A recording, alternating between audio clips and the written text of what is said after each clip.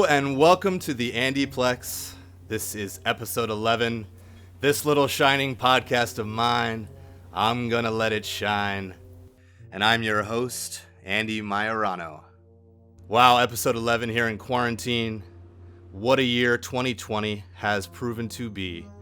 And there's many films that have called out to us in this wacky year. And one of them is my personal, probably favorite movie. I only say probably because, it changes day to day, but it's definitely top three. The 1980 Stanley Kubrick classic starring Jack Nicholson and Shelley Duvall and Danny Lloyd, The Shining. And with me today, super special guest, dear old friend of mine, actor, writer, producer, John Gallagher Jr., my buddy from Delaware. Here's Johnny. How you doing, Andrew? It's great to be here. This is terrific. We've been talking about doing this for a while now. We're finally making it happen. We're doing it, man. Yes, I'm doing wonderful, and I'm so happy to have you on the show. And I've been building up to having you on the show, it seems like, since I started.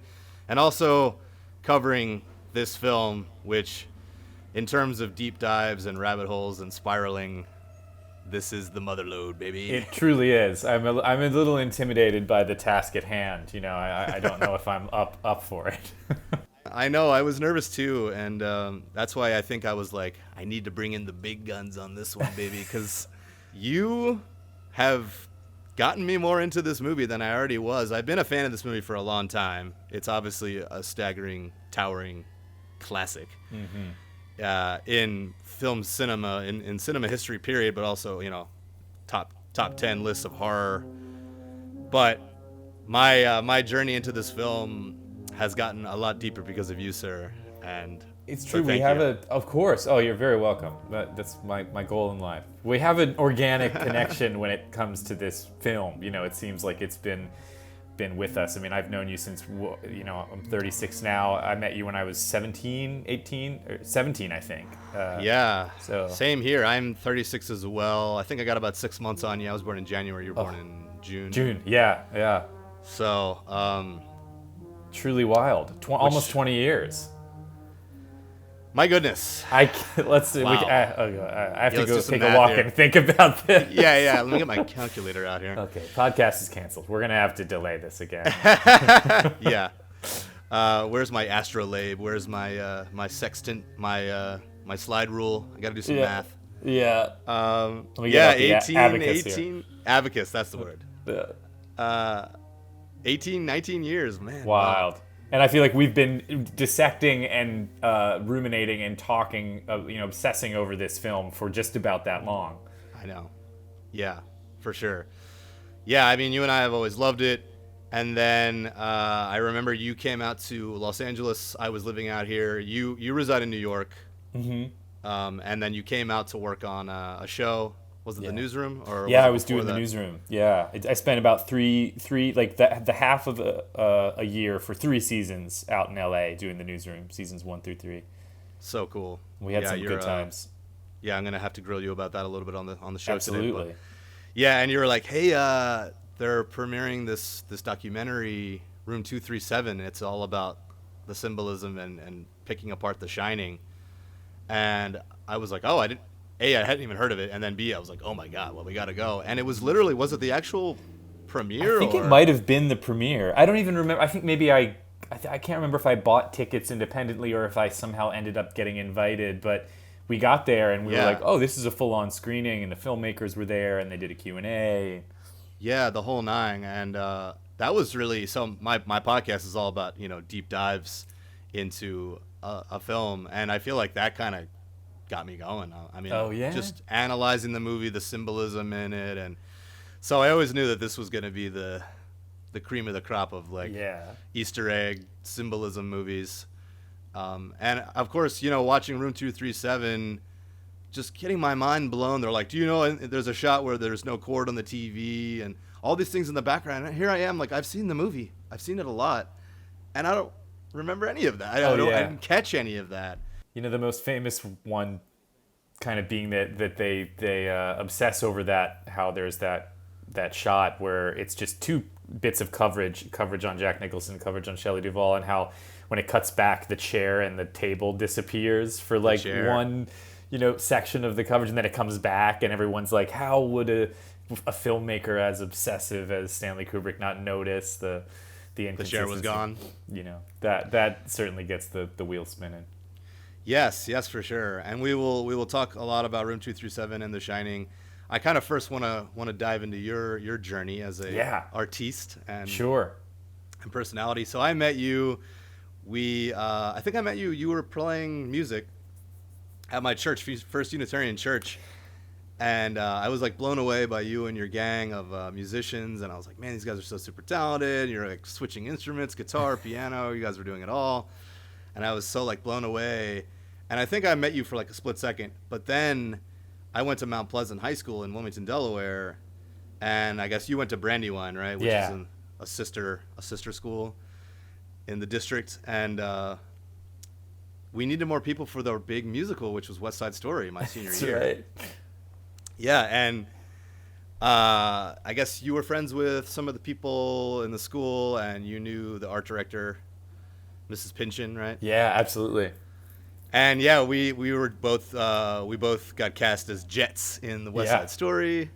And we were like fast friends after that. Strange that I was recruited from another school, which is is slightly taboo. Doesn't always happen, but they needed an extra jet, and they said, "Hey, old John Gallagher isn't doing much these days. Let's call him up." Let's call his agent. I came in. I was the relief hitter. Yeah. You were Snowball. Yeah, if I recall. Snowboy, Snowball. Is Snowboy or Snowball? Snowboy, I think. Snowboy. I'd rather be Snowball. That's a cooler. Yeah. Okay. Cooler name. There's a mic called a Snowball. It's a blue mic. That's right. Blue. I need to get one. I should be using it right now for this podcast, but I'm not. You sound wonderful. Thank you. So do you. You played Action, if I remember correctly. His name was Arab. Arab! That's right, you were Arab. I said Krakow Jacko. Krakow Jacko. My R. That was like my big I was like Krakow Jacko. Got the whole audience. They knocked him dead with that one. Oh man. People were coming up to me in school, be like, "Do it, say it." Say your catchphrase from West Side Story. Yeah, and honestly, it was a wonderful experience for me. Where I remember I wanted to do theater for my first 3 years, but it took going into my senior year to really finally say okay. And then I did the fall play, which was Our Town, directed by our mutual friend Meredith Hooper.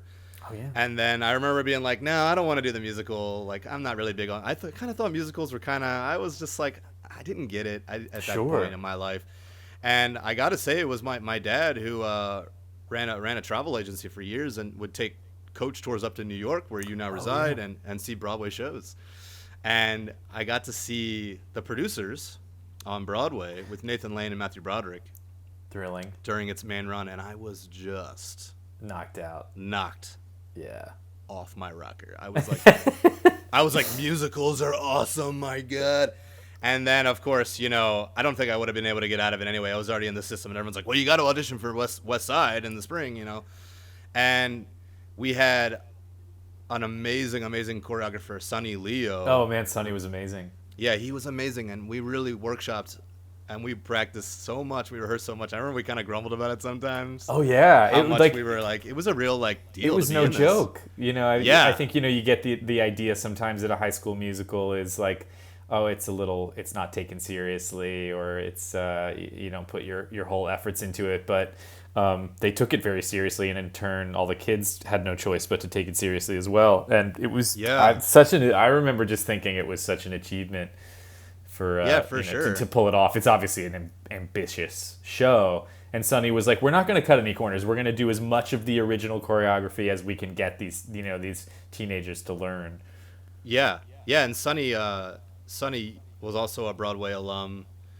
And then, and I remember being really, really challenged by a lot of the choreography, and, we had to I remember practicing in the hallways of Mount Pleasant High School, before we even met with Sonny, and we had to really, really drill the routines and all that. And, it was no joke.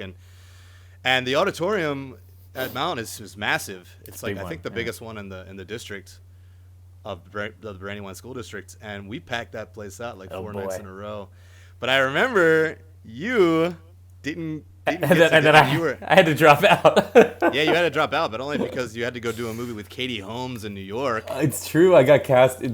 I had started acting as a teenager, and the reason why I wasn't attending my own high school at the time was I was about to move up to New York to do a play off Broadway, but I had this like kind of 6-month period of listlessness and waiting, and that's what I was able to do. West Side Story at Mount Pleasant High School, and then I got cast in a film called Pieces of April, and it was my first film. Pieces of April. Peter Hedges movie with Patty Clarkson and Katie Holmes, Derek Luke, and Allison Pill, and Oliver Platt, and myself, and it was a torn teenage moment where I remember feeling really bad that we had put in all this hard work on this High School Musical, but I also remember feeling like, well, this is what I want to do with my life, and I shouldn't turn a great opportunity of like this film down. And my parents really, they were like, this is a pretty big opportunity, and this is going to really help you out. And it was a torturous moment for me as a teenager, but I did the film and had to back out of the show, so I never got to see the finished product of the show, except for a video. I did see a video. Yeah, years later, our friend James Serrato actually didn't get a copy of the DVD or whatever it was back then in 2002, and it kind of haunted me, and I was like, man, I was supposed to like give the money on a certain date, or like, all right, if you want the DVD, you gotta like by Tuesday, bring it in, bring in your $20 or whatever it was, because they had to pay the video production company to produce it. And it was just a couple of years ago around the holidays, I was like, I don't want to put it in the DVD player and watch it. In my mind, it was like, and it really, honestly, blew my mind again. It held up. Watching it. Yeah, it really held up. And they shot it really well. They got the good angles. It was really well put together from a video editing perspective. It was really well put together. And yeah, so anyway, that really got me going. And then when I went to college at University of Miami, I'm really grateful for that experience in Westside, meeting you and getting to work with you. And then I kept going in college. And then I was like, I want to be in film, and I want to be a creative and all that. But yeah, Pieces of April is an amazing movie. Actually, I do still have my DVD copy of it. Whoa. Yeah. And it's great Thanksgiving film. Yeah, great Thanksgiving film, which there aren't as many many Christmas movies, but plenty of Halloween films, a lot of Christmas films, but not a lot of Thanksgiving movies. Not a lot of tea giving. And tea giving has kind of become my one of my favorite holidays, because it has more of like, it's just kind of Christmas without all the consumeristic, capitalistic elements of like, the gift giving and the toys. And as a kid, of course, I was like, Christmas, yeah. Yeah.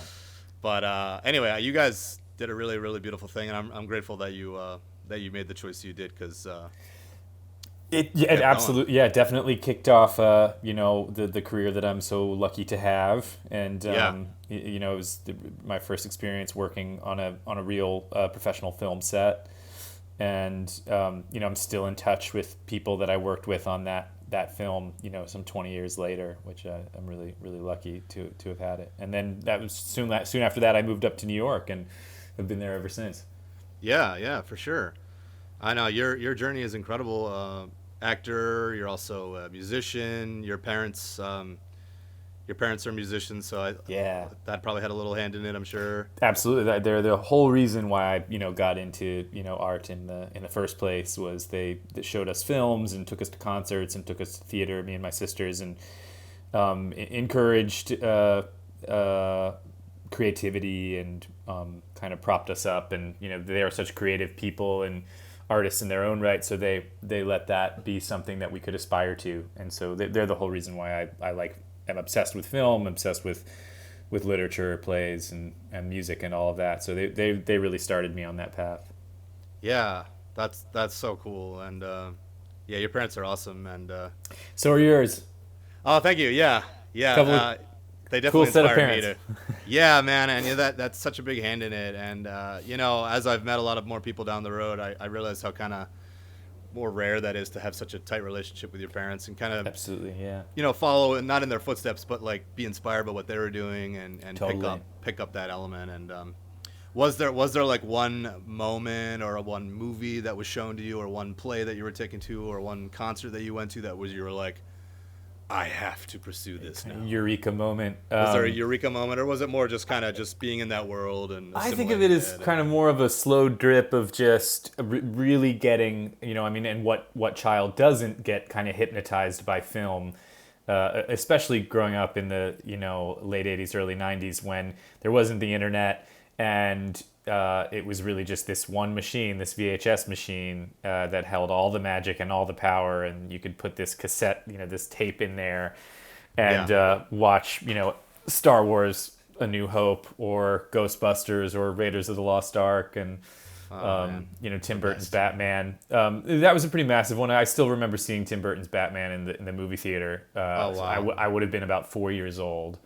And I remember the opening credits. I remember Danny Elfman's score. I remember going through so powerful. Yeah, I remember going through the granite and kind of not knowing what it was, and then the camera zooms out and you realize you've been traversing inside the bat signal cut into like stone. And I remember my dad laughing, like at the I'm getting chills talking about it. Like, pulled out, man. And you see the bat signal cut out at stone. And my dad, who was sitting next to me, I remember him laughing, and I remember kind of being like, "What is what?"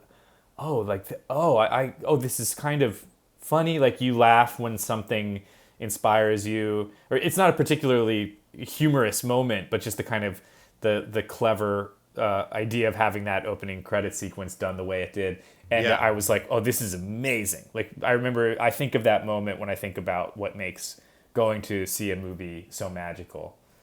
Just transported to another dimension of and the power of it. That was a big one, and that's kind of funny too because you've got a little overlap. Jack Nicholson playing the Joker. Oh yeah, there you go. Seeing Jack Nicholson, he was a huge inspiration for me when I was in middle school, and when I really kind of decided that I wanted to be an actor or a screenwriter or something. I got really obsessed with Nicholson's career, still am to this day, and when I turned 12 or 13, I think my parents gave me this book for my birthday. And it was basically just a book. It was this big book that went through Jack Nicholson's whole filmography and basically just kind of laid out, like, here's the story behind this movie, and here's the story behind that one, and here's how he got that role, and here's how he got this role.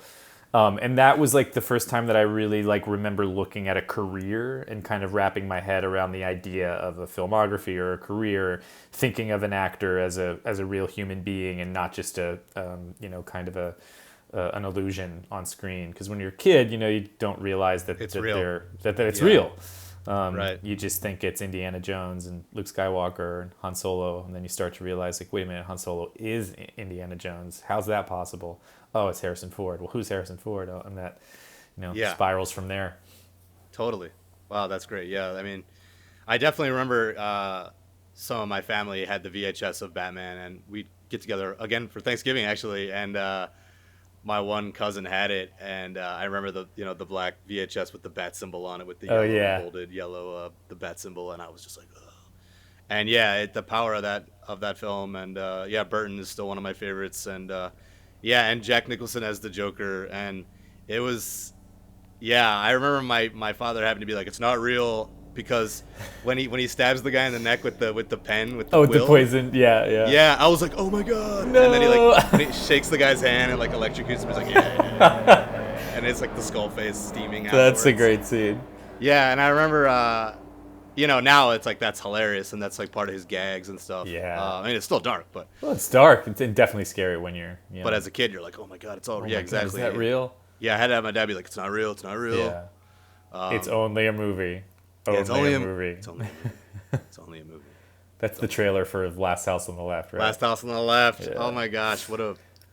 The important question is, do you remember the Diet Coke commercial that played on the VHS copy of Batman before the movie began?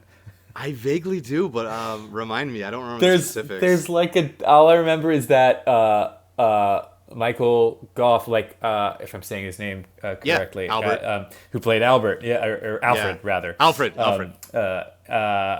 He appears in it. I guess Michael Keaton maybe didn't want to do the endorsement. He's not in it. but I can't remember what happens in the commercial, but I remember it involves the Batmobile and it involves Alfred and it's a Diet Coke ad, and then I just remember that I believe at the end it shows a can of Diet Coke wearing a bat cape. I could have hallucinated that over the years, but I think that's how the ad ends. I remember a commercial with the Batmobile, and does the armor come on or off? It might be the armor, and I think he's describing like something about how Batman would love Diet Coke or something. We're gonna have to of course have to YouTube this. Yes, thank God for YouTube being able to look up old ads and old commercials and spots and then all kinds of music videos and get to the bottom of if you imagined it or not, or if it actually happened. Yeah, for sure. Oh man, I think I vaguely remember something about the Batmobile and a can of Diet Coke, but that's as far as my memory serves me on this one. We didn't actually have the VHS, but it was a matter of like we rented a lot of movies. I remember West Coast Video. Oh, I remember it well. Yeah, and I used to go down into the very, very back. So you would come in the store and you would come down, and there was 2 aisles on both sides. Yeah. Of all the different sections of the genres, comedy, drama. And in the back right was horror. I can picture it to this day. Yeah. And my mom's like, no, you don't want to go in there. You know, kept like shooing me out of that area. Isn't it amazing? Like that was enough for me when I was a kid. I didn't even need to see the movies. Like I remember just picking up the box, having it in your hand, and kind of looking at a few pictures. And that is, coincidentally enough, my earliest memory of The Shining. Was I remember picking up the box of The Shining because I was just so confused. I was like, why is this guy's head jutting through something? You know, you can't really tell that it's a broken door, but you just see this face with this, you know, malicious grin. I was like, who is that guy? What is he doing? It looks like he's having fun, but the bold red letters suggest otherwise, and then you turn it around. And I remember looking for more information on the back of the box, and the only other picture was a picture of Nicholson kind of when he's advancing on Wendy in the famous scene and she's going up the steps, and it's kind of the blown out light of that big hall in the hotel room, and it's like a mid shot of him like ranting and raving at her, so like it's kind of blurred and out of focus. And I was like, okay, well that doesn't give me any more information. And I remember my mom telling me about it and being like, oh, that's a Stephen King book, and that's a very scary movie. And because my mom had a lot of the books, you know, she liked a lot of Stephen King stuff. Oh, is that right? Yeah. And I remember you read a lot of King early on. So was it your mom? It was my mom. The copies. Yeah, absolutely. She kind of got me into them, and you know, she was telling me, oh, I read that book in my 20s. You know, I read The Shining years ago, and you know, terrifying, kept me up at night. And then I remember I went home and saw an old copy of The Shining, a hardback cover, and we had 2 copies, if I remember correctly, and I think one might have been one that my dad had, one was my mom's. And even just seeing the book on the shelf, seeing the spine of the book with the title, I was like, oh my God, I can't read that. It's too much. It's too scary. Yeah. Oh, I know. And as a kid, you know, you would stitch it together in your mind with the poster on the front of the box and then the back snippets, like you were saying, and yeah, it was almost scarier than maybe the movie would have been, because you're just absolutely, because it lives in your head. Yeah. So, oh man, West Coast Video. Yeah, I remember always like begging my mom to take me there, and oh yeah, but they would. And man, yes. So, all right. So we were both born in Wilmington, Delaware, which is about half an hour south of Philadelphia, for those of you that don't know where that is. And we grew up pretty close together, but yeah, we didn't end up really getting to know each other until about 17, 18. Although that was half our lives ago now. Crazy. Yeah, and you went up to New York, and at what point did you we were like, I'm gonna get a manager and an agent, and you kind of go for it? At what point did that all occur? Yeah, I started doing community theater in Delaware at the Wilmington Drama League and the Delaware Children's Theater, right. And that was so fun and exciting, and my first job ever at the Wilmington Drama League when I was 12 years old was a local production a guy named Scott Mason wrote his own adaptation of Mary Shelley's Frankenstein, and we did it at the Drama League, and I played in the book, I think it's the nephew of Victor Frankenstein who meets an untimely demise at the hands of the creation. But I think for our purposes, I played the son. But I had this very upsetting on-stage death scene, which made all the more upsetting because it was a child. And I remember we pulled it off. A guy that I'm still in touch with named Raymond Harrington played the creature. He was amazing, and he strangled me on stage, and it was very, very, we really went for it. Wow. And in my mind, we had some people leave the theater. I can't remember if that's true or not. It was a long time ago. I was a kid, but I seemed to remember it really upsetting some people, shocking some local sensibilities that we killed a child on stage. But I remember just the magic of pulling it off.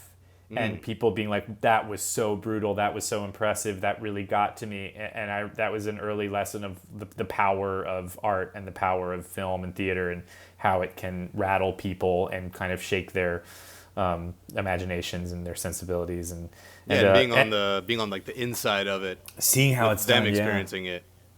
It was like a drug, obviously, and everybody talks about the acting bug or whatever, and it's true. I remember thinking, wow, if there would be a way to do this for a living, that would be really, really great. And I was encouraged by a lot of the local artistic directors of the theater, and my dad, had he knew a few people that had gone into the casting business in Philadelphia, and so I went up on a few auditions to Philly, and then I met a manager when I was 13 years old who started representing me and sending me to New York for auditions, and I did it from a young age, and then when I was 15, I did my first play off Broadway, and that led to another play, and then that led to another play, so it just kind of started kind of snowballing from there. But I remember always in the back of my mind, I always thought, well, this isn't what I'll do with my life. Like eventually the party will be over and I'll have to, get a real job and go to college. And just as my luck would have it, that never ended up happening. I kept getting work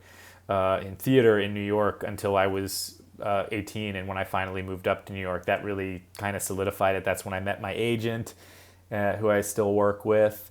And I've just been really fortunate to have started young and to have been able to work pretty consistently ever since then. Yeah, I remember even on West Side Story we'd hang out, and I remember you were getting calls from your reps in New York, and you're like, oh, I got to take this call. I was like, oh my God, he's like really doing it. My people are on the horn here. Yeah, my people are on the horn. I'm worried about my homework assignment due tomorrow, and you're like, hey, New York's calling me. No, you were very humble about it, and I remember you were actually at times you were like, I don't want to go up to New York to audition this thing or whatever. Yeah, it started kind of weighing. It scared me a little bit, this idea that that I had to.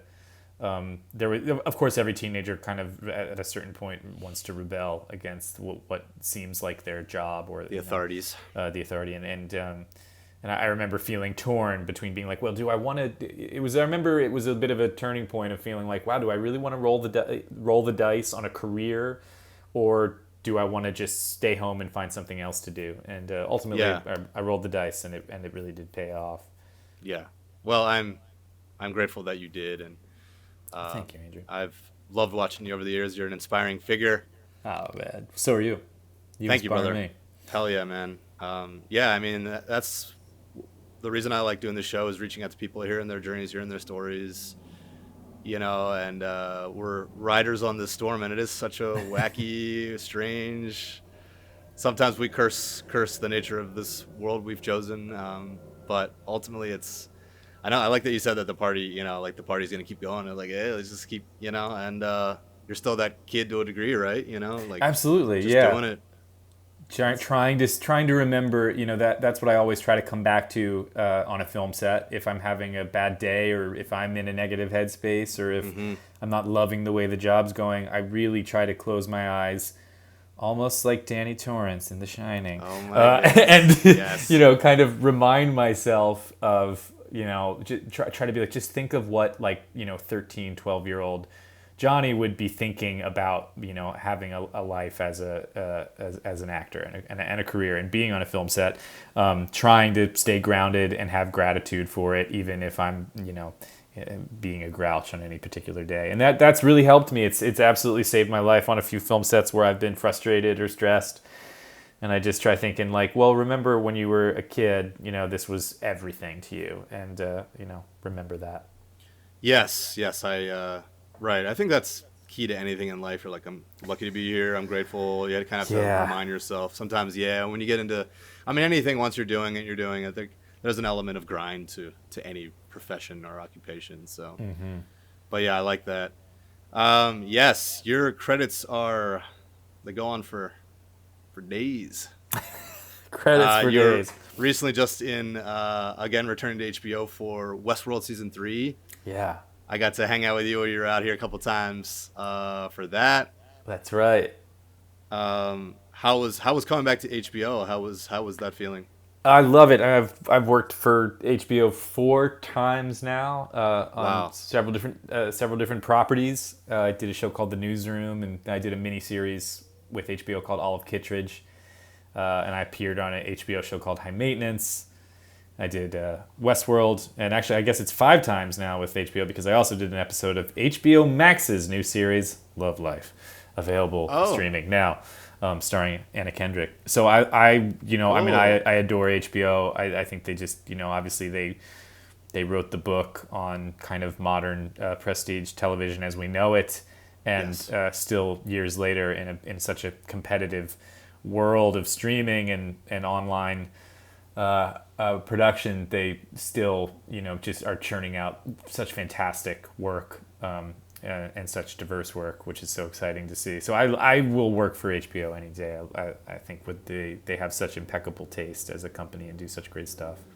I agree. Yeah, they really did set the bar pretty darn high, and it's a great name, Home Box Office. And they really you feel like you're at the movies at home. And now that we're all home, we need it more than ever because even more of a treat. Yeah. Yeah.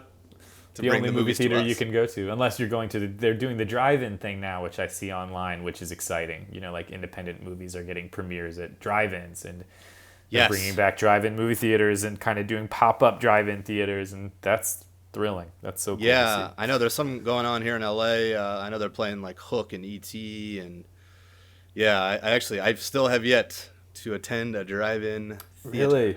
I remember I have a memory. I saw a double feature in Delaware when I was a kid. My mom and my 2 sisters, we went to see a double feature. It was The Rocketeer. Oh, nice. Was the first film, and then like the second film was Point Break. So it was kind of like there was like the matinee for the youngins, and then there was like the hardcore action movie at nighttime. But we stayed for both. And I remember watching both. Cool. Yeah. I remember The Rocketeer, the Pizza Hut cross promotion. I think I had the Rocketeer cup from Pizza Hut, where it was the helmet. The Rocketeer yes, I remember that. The top part of the hat as like the the lid. I might have had that too. I got just about. I mean, anytime there was some kind of cross promotion tie-in, I had to have the movie related toy.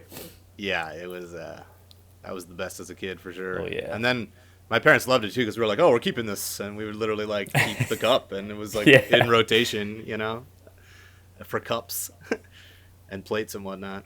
Can't have too many. It's true, man. You'll need them. You'll need them forever. Yeah. Oh my goodness. Yeah, you're. I'll never forget when you went up to do that, and then you were on the Westworld. I'm not Westworld. I'm sorry. West Wing. The West Wing, yeah. And I remember being in college at University of Miami and tuning in to your episode. You did 1 or 2 appearances. I think I did 2. It was like the season 4 premiere, and it was a double episode. Yeah. It was a 2-parter. My goodness.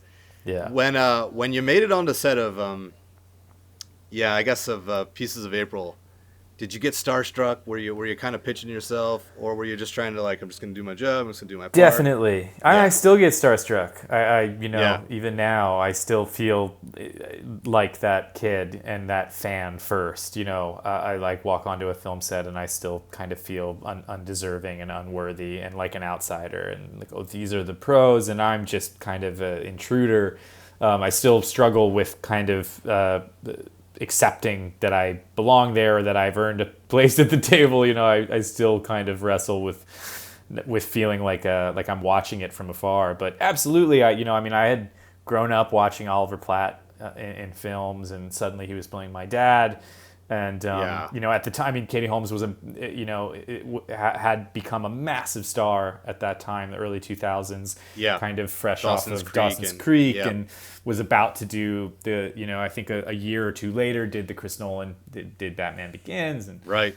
So she was huge at the time, and it was a big deal that she was doing this small kind of independent. Shot digitally. I remember it was in the kind of digital boom of the early 2000s when they were still perfecting, digital cameras, and that was considered this avant-garde kind of way to make films. So it was a big deal that she did it. But I was totally starstruck on that film set for sure. Yeah, and I can't even imagine. I mean, I got to do some background on one of the new Star Trek movies. Yeah. And you feature quite prominently in a shot, if I remember correctly. I do. I really like that. I got to cross right by Chris Pine. Yes. And it's so funny because I thought that it was like this action sequence and we were under attack or something, and I was like, we got to get to our meeting, and kind of running. Yeah. And they wouldn't tell us exactly the specifics from the script of what was going on because it was so protected, can't let anything get out. And then you see the movie, and I kind of stick out like a sore thumb, right? which I'm all about. You're playing some, a higher stakes than is the higher stakes that are actually present in the. Yeah, exactly. Yeah, a buddy of mine joked that actually I appear like right before 2 of the attacks from Benedict Cumberbatch as Khan. Right. And I'm this plant that I'm actually. You're the omen of some sort. Yeah. But it must have been so exciting for you because I've known this since we were teens that you are a diehard Trekkie. I am. Yeah, and thank you. I got to finish my sentence here that I was so starstruck by everything, and I had to just be like, and here I am. They're like, okay, you're gonna be playing on this data pad in the background, and I'm like, oh my god, yeah, exactly. I grew up, birthday parties doing this, in the early '90s, and I am a diehard Star Trek fan, and Next Generation is still my favorite show ever. And you mentioned Alison Pill, who you've worked with twice now, several right? Times. Yeah. In Pieces of April, she played my sister, and then played my love interest, funnily enough, on The Newsroom. There you go. And now she's on Star Trek Picard. That's right. And it's so cool. And I feel like that Pieces of April really exposed me to her really young, and I got to meet her at one of your that's right, at one of your shows here in LA in Silver Lake, I believe. Oh gosh, that's right. Yeah. Yeah, and so that was really cool. So kind of getting to see all these characters over the years kind of come together, and then getting to meet people, and then I'll never forget your. Thanks again for the invite to your I believe your 30th birthday, right? Oh my gosh, that's right. Yeah, when I turned 30. On The Newsroom, and here I am going through getting my tacos and burritos in the buffet line next to Sam Waterston showed up, and yes, exactly. Emily Mortimer came, and I remember that Joshua Olivia Leonard. Munn was there. Josh Leonard, who was married to Allison, came, and I remember we were talking about what a big deal Blair Witch Project was when we were kids, and that came out. Such a big deal. Rocked the world and rocked the independent cinema scene. Yeah, for sure, definitely, and we're still feeling the ripples of that. So, yeah. Anyway, I can't even imagine having to pinch yourself sometimes on set. I mean, after a while, it's like this is my job, and I was asked to be here. Like you said, I have a place at the table. Right. But man, I remember on Star Trek, and J.J. Abrams was right there, and I was just like, oh my god, oh my goodness. I had to do my my meditation just to kind of rein it in, because I even felt like my heart beating, and I was like, oh yeah, and I was like, oh my god, I know that feeling. And I didn't have a line to deliver or anything. I just had to go to a data pad and be like, scan something and pretend I was doing. There's all these guys in the background of Star Trek, and they're always what are they doing? It's very important what they're doing. Very important work. We have no idea what they're doing. they're ordering a pizza on the data pad. They're like, I gotta get my Seamless go, and I need lunch. Exactly. So I definitely want to mention your collaboration with Mr. Mike Flanagan, director of now Shining sequel. Talking about The Shining again, synchronicity there. You played a killer in was it 2016? Yeah, 2016. Hush. Yeah. Which is a really good movie. If you guys haven't seen Hush, John, you were killer, literally killer in this movie. You're great. And if I recall, you telling me that I don't even think you had to audition for this one, or because Mike knew your work and wanted to kind of go counter type, because you're often the very loving, caring boyfriend, or straight up guy. Kind of, right? Yeah, kind of very earnest, usually kind of nerdy boy next door kind of feeling. When I was younger, that was and still to this day, and in some roles still, I feel like I that's just something that's kind of a niche that I fit into. And I was totally surprised. I got a call one day from my agents, and she said, check this script out. It's this this really cool up and coming filmmaker named Mike Flanagan. This was like 2015, and he had just done Oculus, and which is a great film about a haunted mirror. And, it's terrifying. It's so good. And I watched that, and then I read Hush. And I was like, wait a minute, he wants me to do this? Do I have to make a tape or auditions? Like, no, they want you to do it. They're ready to offer you the role. Wow. And I was like, he wants me to play this home invasion psycho killer? Like, do they have the right number? Are you sure?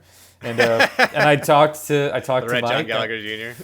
I think I Skyped with Mike, and he was like, no, I have such a sense that that you're going to really nail this, because I'm obsessed with the newsroom, and I can tell that you're a versatile actor beyond that, and I just love the idea of having somebody that no one is going to assume will be playing the psychopath. Yeah. And because the killer in Hush spends about the first 35 to 40 minutes masked, you don't see his face for a while, and Mike just said it's got to be a special moment when the killer gets revealed, and he just got it in his mind that I was the handsome, earnest John Gallagher Jr. Right, yeah. And so I leapt at the opportunity, and we shot it. That was about 3.5 weeks of night shoots. Was it Alabama or so? Yeah, we were in Fairhope, Alabama, where I think Mike has shot a lot of his subsequent films, and I think he did. He did. I mean, if anyone hasn't seen the Gerald's Game adaptation, that's tremendous. That's another great King adaptation. Yeah, that's really good. I love that one. They filmed it down there in Fairhope as well, and I think he had done Oculus and Absentia, his other films down there. Mm-hmm. And incredibly talented filmmaker, and really this part of this next wave of horror storytellers. And he's really, I think set himself apart as a Stephen King adapter. He does these rather left of center takes on Stephen King's works. I feel like what he's really good at is taking the hardest ones to adapt, and then making them into these great films. Picking something like Dr. Sleep, which just seems like, how do you tackle that one? And he did something so interesting that, you and I have talked about, which is that he kind of turned it into a conversation between Stephen King's novel and Stanley Kubrick's 1980 adaptation, of which, there is a kind of, there's some strife within that adaptation, as it wasn't widely received too well by King or his fans when the Kubrick film came out. But I feel like, Mike Flanagan being a fan of the writing and a fan of Kubrick, he found some way to kind of almost make have a reconciling between the opposing versions, the opposing genres. I don't know. It's really, really interesting what he did with that film. Yeah, I think that's really well said, the reconciliation, because, I saw a making of kind of interview with Mike and King, and King actually says, this honors both the Kubrick 1980 film and expands upon that, and then, like you said, a conversation, and also Dr. Sleep, the book. And it seemed like maybe, I mean, it wasn't like for sure, but that maybe because King famously hated the Kubrick rendition. But I think now, in 40 years later, I think maybe he was like, all right, well, there is a large camp of people that think this movie is fantastic, and who am I to kind of, obviously it's grown its own life over this period of time. So yeah, I really think that was a really, really good blend, and I thought that handling it visually in a lot of ways that didn't mimic Kubrick's film, but paid homage to it and paid tribute to it into that visual kind of space, and even like the heartbeat and that kind of goes over the whole film, and the heartbeats and the crossfades. There's so many kind of infamous crossfades in Kubrick's adaptation. I noticed that Mike layered in a few of those. Yeah, for sure, and but it takes on its own life, and it doesn't try to be The Shining again. Right. It's just, like you said, the reconciliation and conversation. So really fantastic stuff. Yeah, if you haven't seen Dr. Sleep, it's actually quite a beautiful film. There's actually a longer cut that I need to see. I know, I want to see that. I've seen the theatrical cut, but I'd like to see Mike's cut because I know that there is a director's cut out there. Yeah, I think it's about a half an hour more. So yeah, Gerald's Game was fantastic, and Hush. If you haven't seen Hush, you were saying on the phone. Streaming on Netflix. Streaming on Netflix. Oh, yeah. So Mike's stuff is often on Netflix. And also the Hill House, the Haunting of Hill House series, which I'm a huge fan of the original Robert Wise 1963 film. Saw it at a church lock-in at the Unitarian Church in 97. And it scared the dickens out of me. And I remember being like, oh, this is kind of, I remember one of the parents that was, watching over, she put it in. And everyone's like, oh, black and white. But then as soon as, about 2 minutes in, nobody was making fun of it anymore. Oh my gosh. I mean, it's just one of the best. It's really, really, really good. In fact, I feel like it'd be a good doubleheader to watch The Haunting and then The Shining together. Oh, definitely. Yeah. They both have they're so groundbreaking. Both films are so incredibly ahead of their time. Yeah. And Mike Flanagan's rendition, which was on Netflix, I'm going to revisit. I think it was 2018 when it came out. I'm going to revisit for this holiday run. And did you know, Andrew, that Russ Tamblyn, who appears in The Haunting, played Riff in the film of West Side Story? That's right, because Robert Wise, that would have been his movie right before. It was 61, I believe. Yeah. So 61 there's some West Side Story overlap even as we continue to make connections here. Yeah, man. Riff, right? I'm so glad you brought that up. Yeah, he's great as the skeptic. He's the youth. He's the kind of hip younger character. He's like, all right, Doc, whatever you say. He's like, well, ghosts aren't real. Yeah. And then as the stuff starts to happen, you get to see him believing slowly. It makes it more impactful. He does a tremendous job. Great actor. Was there a moment on Hush playing the killer? I wanna get into what it's like to play a killer. We're talking about The Shining, and it's a slow break. The Shining's a slow kind of breakdown, but in the Hush, you're already established right away. But I believe you mentioned something about a conversation that you had with Mike in preparation for this character about Jack Nicholson or about The Shining. Yeah, there was one moment I remember, kind of getting into. I mean, it's so funny because, you show up on a film set and suddenly you're like, wow, this is a job, and there's a big crew around and they're rigging big lights, and you have to kind of find your way into, kind of shrinking everything and making it kind of real and making it personal. But Mike just makes a really great set. He's so passionate. He's such a fan of filmmaking. He's such a lover of the process. And this had been a project that he had written the script with his partner, Kate, who also appears as the lead in the film. So it was very homegrown. And it's only about 4 actors, I think, appear in the film. Yeah, it could be almost a play, right? Yeah, it's very intimate, and I think there's not, the lead character being deaf and mute. There's no dialogue. There's no there's very little kind of actual spoken dialogue in the film until I think 15 minutes or so into it. But we're shooting on a real location. We're shooting outside. We're doing these night shoots. So you really just give yourself over, to the film and to the process. I mean, I'm not like a method actor. I don't feel that, I didn't, I like to kind of, joke around in between takes and bring everything back to normal, because it is a fun thing that you're doing at the end of the day, and it is a job. So I certainly wasn't doing any kind of like, I have to stay over here and be the scary masked man and not talk to anybody. Kind of like a Daniel Day-Lewis where you're just Yeah. that guy for like months. No, I mean, I know that that works for a lot of performers, but that's never really been my my approach. But I remember we were filming, it was towards the end, and we shot it in sequence too, which really helped because we got to actually kind of play it out with each day taking it further into the script.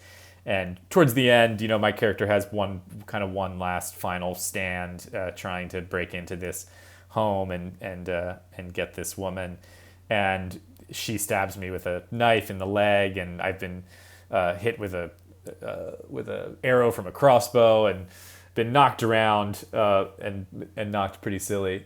So I come out of this bedroom. It was very and we didn't have doubles, me and Kate. We did everything ourselves. So we had some pretty intense fight sequences, and it was a physical shoot for sure.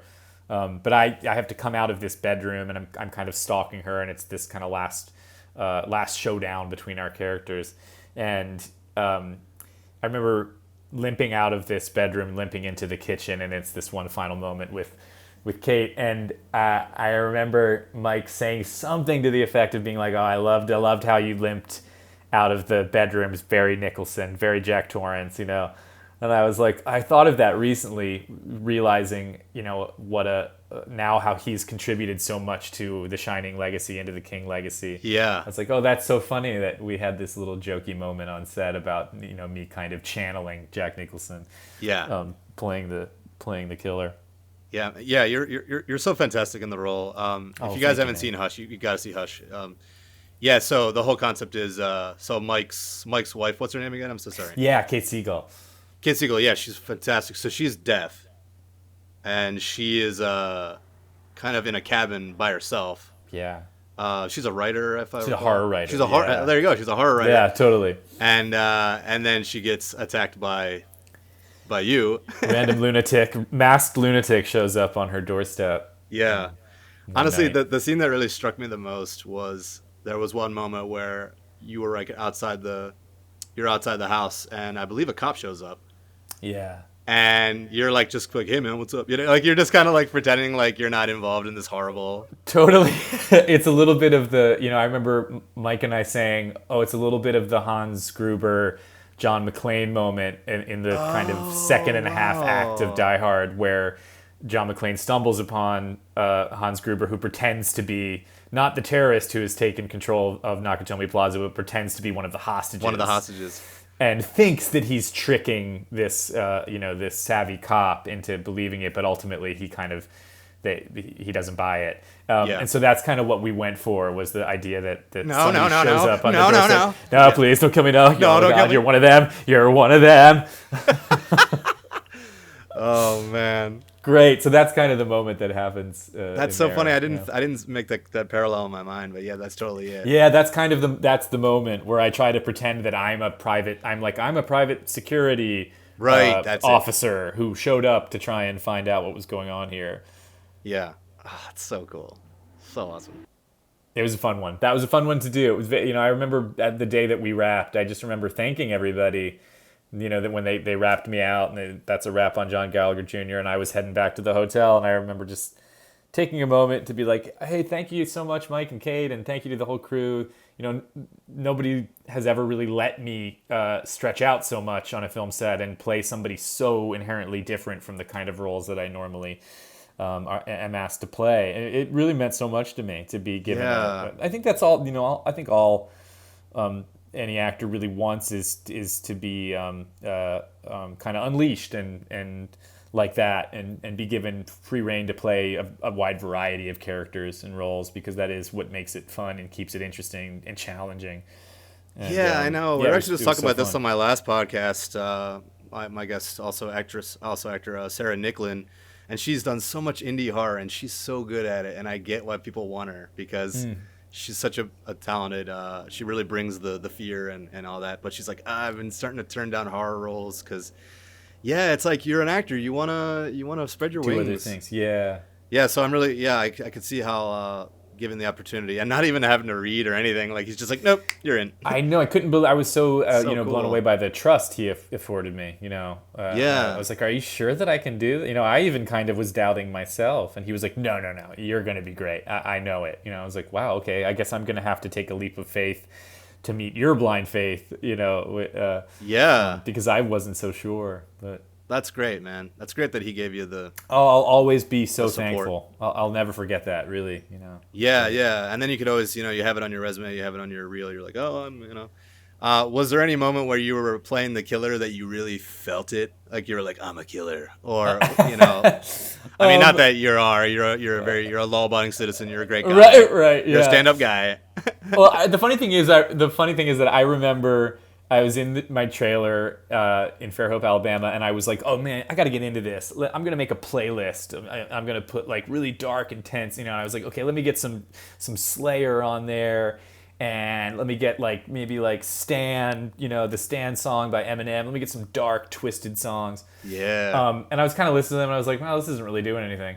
And then I remember I was like, Yeah. "Well, let me turn on the TV in my trailer." I remember I turned on the TV, and I was like, let me flip through some channels, but there was only one channel, and it was like an infomercial for like it was like a country CMT. It wasn't CMT, but it was like a country music, like a modern pop kind of country channel, but it was just running infomercials.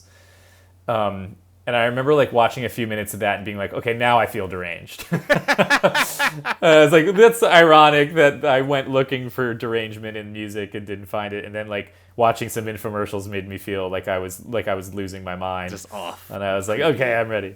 Yeah.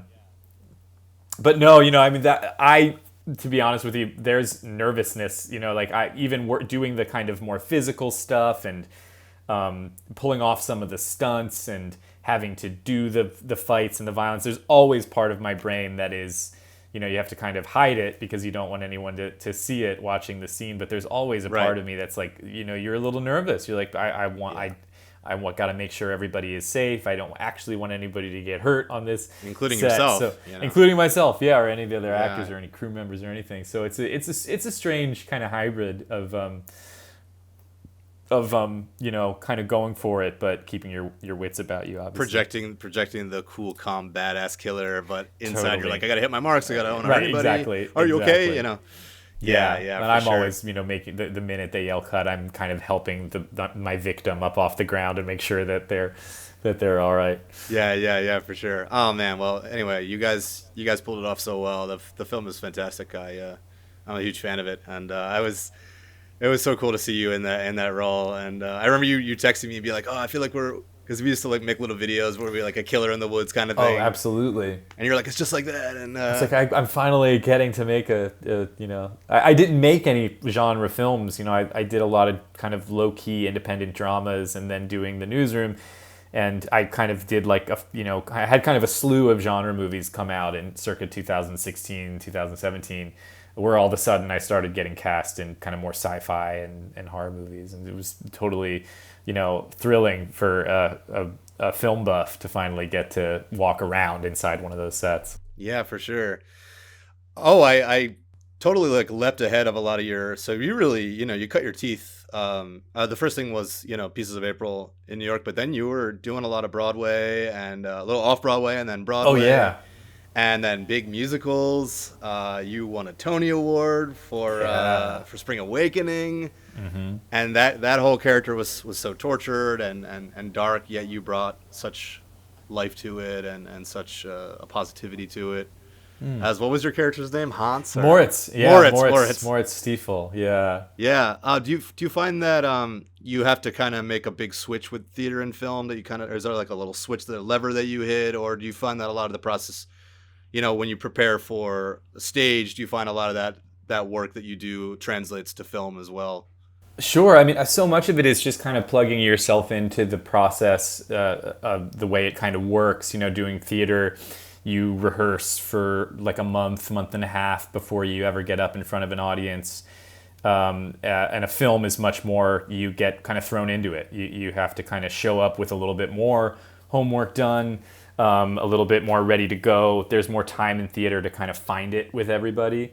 So I think it's just kind of giving yourself over to the process of each, and letting it kind of show you the way. I mean, obviously, when you're doing theater, you're acting a lot bigger because you're acting for a live audience. So you have to project, and you have to kind of get it out, and you have to wear bigger facial expressions, even things as kind of basic as that. And then when you're on a film, it's smaller and more intimate and more subtle. Because you're acting for a close-up lens sometimes. So there are like little kind of inherent differences. And definitely coming from theater first, you kind of learn that the hard way, getting onto a film set, realizing, I don't have to be so big. I can bring it down. be small. But I've always felt that even when I was doing plays, I felt like directors would always try to be like, you got to be bigger. We can't hear you in the back row, or we can't see what you're doing. You have to look up. And so, despite the fact that I started in theater, I've always felt comfortable on a film set because I like quiet, and I like subtle, and I like small. And so, it was liberating to start doing films after doing so much theater. Excellent. Yeah, cool. All right. Man, that's awesome. Yeah, I never forget when I went up and saw you on Spring Awakening, and I was like, man, he's doing it. Right. And you said that they liked you for your kind of your physicality of like, it was a rock opera kind of, Yeah, it was. Yeah, I was playing a nerdy kind of awkward teen, and despite the fact that I was in my early 20s, I still very much felt like a nerdy awkward teen, and in many ways was still. And I was really nervous that they were going to want really polished kind of operatic musical theater singers for the role, and I didn't have a lot of training. I had played in bands in high school and stuff, and had written music, but I hadn't taken voice lessons or anything like that, so I didn't think I was going to get cast in a musical that went to Broadway. But they were looking for unpolished, kind of unvarnished young performers, and I just got that angst. right, yeah, and like kind of right place, right time for that one. Yeah. Man, you were fantastic. Yeah, man. Thank you. Yeah, what a great. Well, it was a mind-blowing musical too. It was like really powerful, and it turned into quite a phenomenon when it hit Broadway. Yeah. Yeah, I'll never forget you gave like the bouncer at the door, like you were like, oh, this guy Andrew's gonna show up, and I remember after the show I got to come to your dressing room and hang out in your dressing room, and, right. And the directors and all the people came by and said hi, and it was such a rush. It was so cool. It was so thanks again for having me in your room. Anytime. Yeah. Oh man. Well, do you have any kind of advice or any kind of words of wisdom you want to impart on people that are pursuing an acting career or a career in entertainment? Or I know that's kind of a cheesy question, but no, it's not cheesy at all. I appreciate it. Oh man, I feel like I'm repeating myself. I feel like I have said this before, but the thing that that there are always ups and downs. That kind of is never ending. I think just like patience and perseverance and the knowledge. I think the acceptance that no two paths look alike. That everybody's journey is going to be a little bit different, even if they're similar. They are unique, and they are personal, and they are your own. And so I always just kind of, it's a weird, and as we said earlier, tough business sometimes. And I think just kind of hanging on to what makes you feel like you have some integrity and some passion, kind of hanging on to what makes you feel like you, and kind of just hanging in there, because you can get knocked around by it, and I certainly have been in my own way, even though I've been so lucky, to have started out so young. Just hang in there. I mean, that's advice that you could give to anybody on just about anything. But yeah, no, but I think it's great, because I know there's moments where you're going up for a role, and you might be down to a couple folks, and maybe you don't end up getting it, and you can't. You just can't take it personally, and it's hard not to. It's really hard Absolutely. not to. I know, I've done some acting too, and same thing. And it's like like you said, you got to just remember that you are you, and you're on your journey. And maybe it was just something there's so many things that are out of your control, right? Yeah. And actually, I wanted to touch on that a little in regards to this quarantine and the fact that we're all kind of, hanging on right now. Oh yeah. And there's so much downtime. And how have you kind of, as an actor, even in the past pre-quarantine, is there stuff that you've been able to do to kind of counteract some of that, just waiting to hear from a casting director or a director? Yeah, absolutely. Or something, the idleness, I guess. Yeah, I think kind of like I've always been interested in other, they are all kind of aspects of the same creative drive of, storytelling, but playing music and writing music has always been an outlet for me because that's something that I can do independently. You don't have to wait around for a phone call. You don't have to wait around for permission to pick up a guitar and start writing, and start singing. And so that's always been something that's helped kind of keep me sane is having that as a kind of side hustle hobby, if you will. Lately I've been getting more into writing. I've written a couple plays, and I've actually written a couple screenplays during the quarantine. Wow. There was of course that rush in the beginning when the quarantine first started. You were hearing a lot of people saying like, hey everybody, I remember seeing like a meme getting traded around online that was like, don't forget that Shakespeare wrote King Lear during a quarantine, during the plague, and so we need to live up to that gold standard. And then that turned into like, well, let's not put crazy pressure on each other to be creative. This is a traumatic era that we're actually experiencing in real time. Yes. And living through. And I took about a month and a half of really doing nothing. I got sick in the beginning of the quarantine.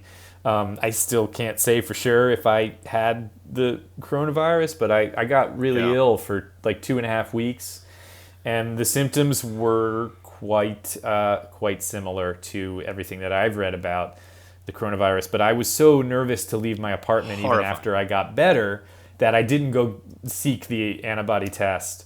And I still want to, just in case it can prove to me that I did or didn't have it. But I had that kind of feeling of, oh man, I feel like I need to be doing my own thing. I need to be kind of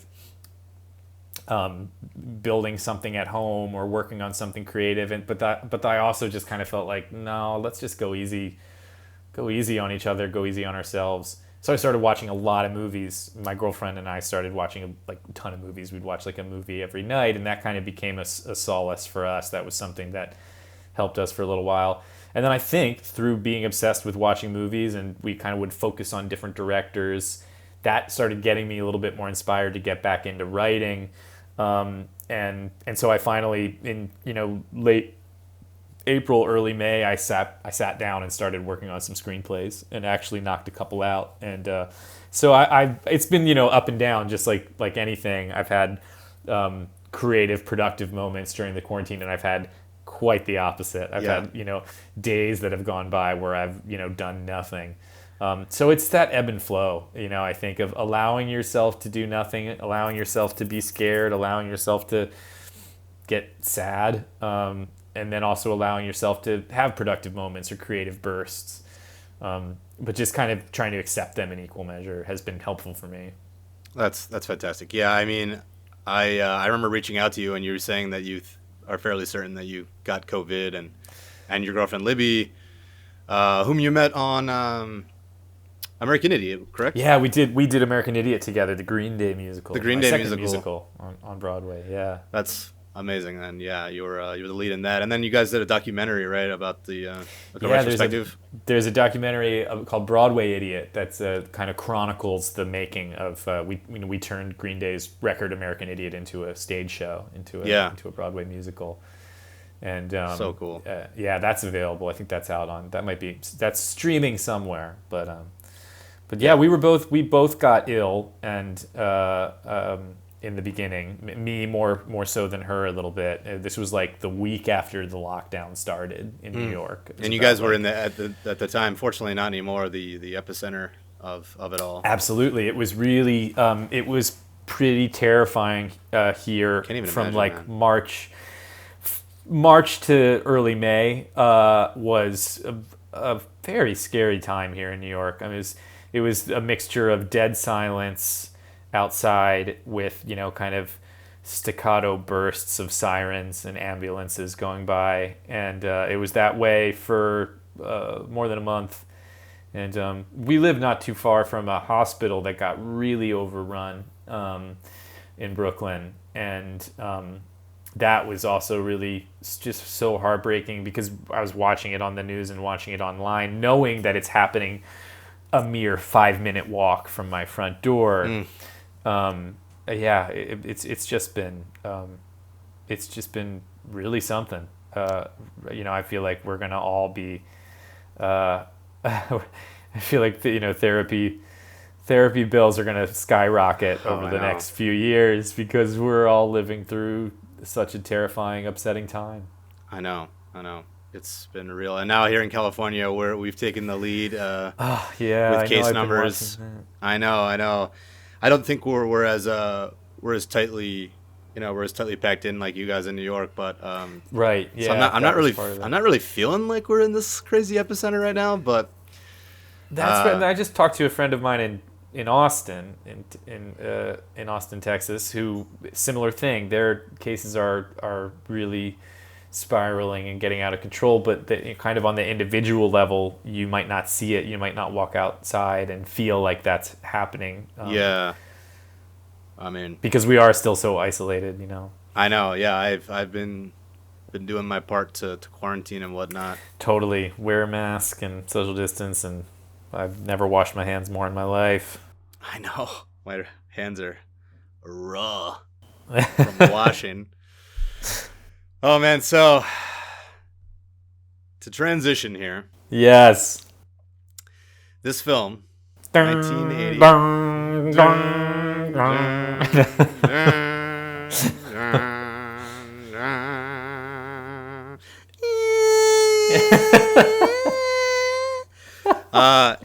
when the quarantine first started, I said, man, we're all in The Shining now.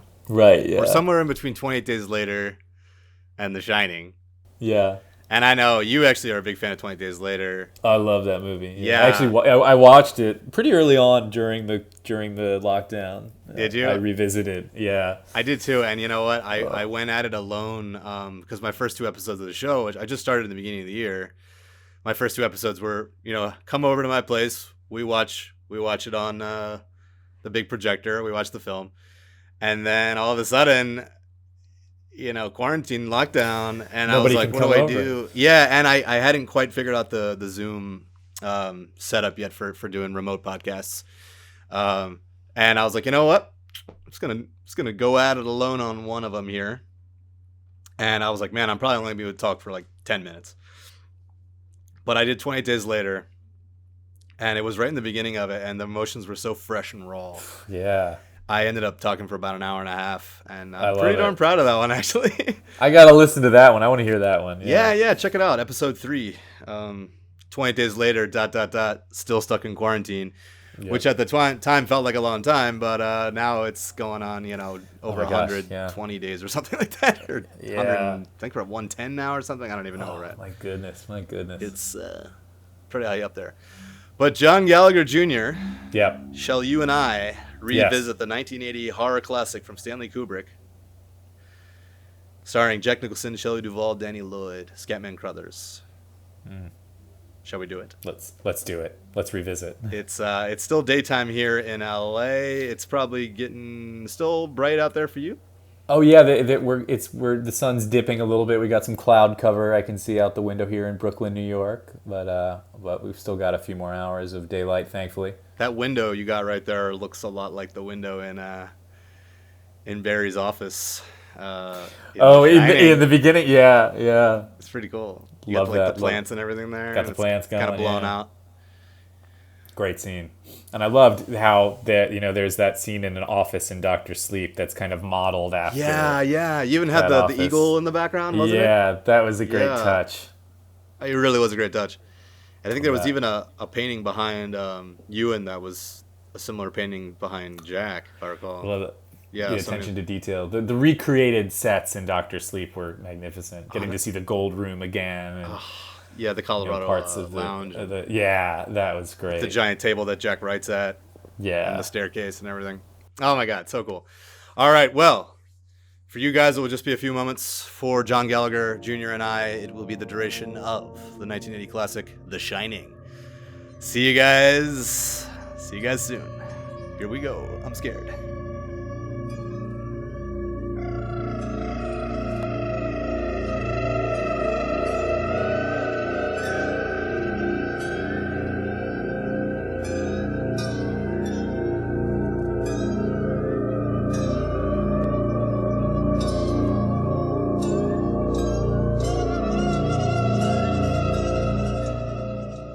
Okay, John Gallagher Jr. and I have just subjected ourselves to what I consider probably the scariest piece of cinema I've ever seen. And it doesn't let up. It doesn't, repetitive viewings I think only actually makes it scarier. It doesn't I don't get more comfortable, I guess, when I watch it, in my skin. Right, yeah. It's terrifying. It's so upsetting. It's so upsetting. It's such a brutal and I don't know. It's just such an intense. It stimulates all of the senses.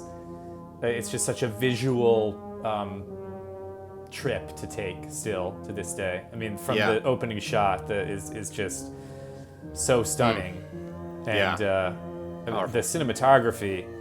You know, I was looking it up too because I was like, John Alcott, who shot it. I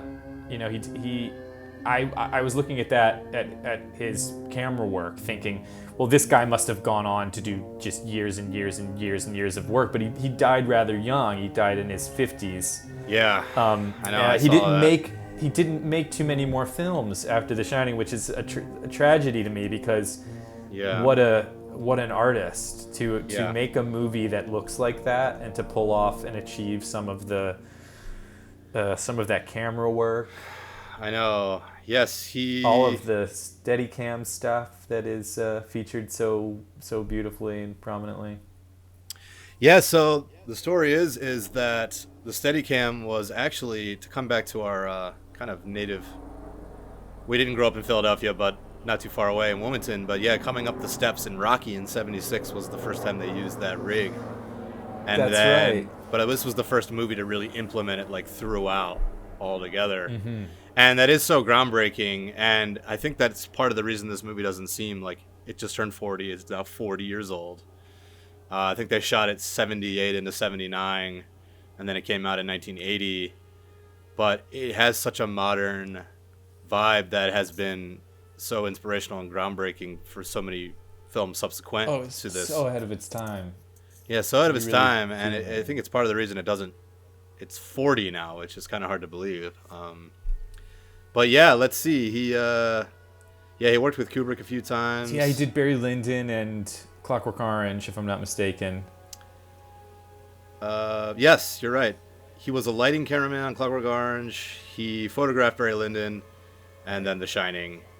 Incredible. I mean, Barry Lyndon that's a whole other podcast. Oh, I know. But that's just another staggering achievement of photography. It's incredible. I actually finally saw it. I combed through all of Kubrick's movies a couple of years ago, and I remember kind of being afraid of it. A lot of people were like, "Oh, it's long and boring," and it's not. Same thing. I had heard that for years and years, and and as a result, I waited until I remember it was hard to track down on streaming. I couldn't find it for a while, and then I remember I rented an Airbnb a few years ago in LA, and they had a Criterion, or they had a DVD of Barry Lyndon, and I almost put it in, but the TV was kind of small. I waited a few months, and luckily enough, a film print of it came to this great theater that we have in New York called the Metrograph.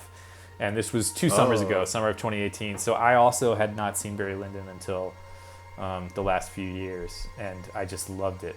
It's skyrocketed to become one of my favorite Kubrick movies.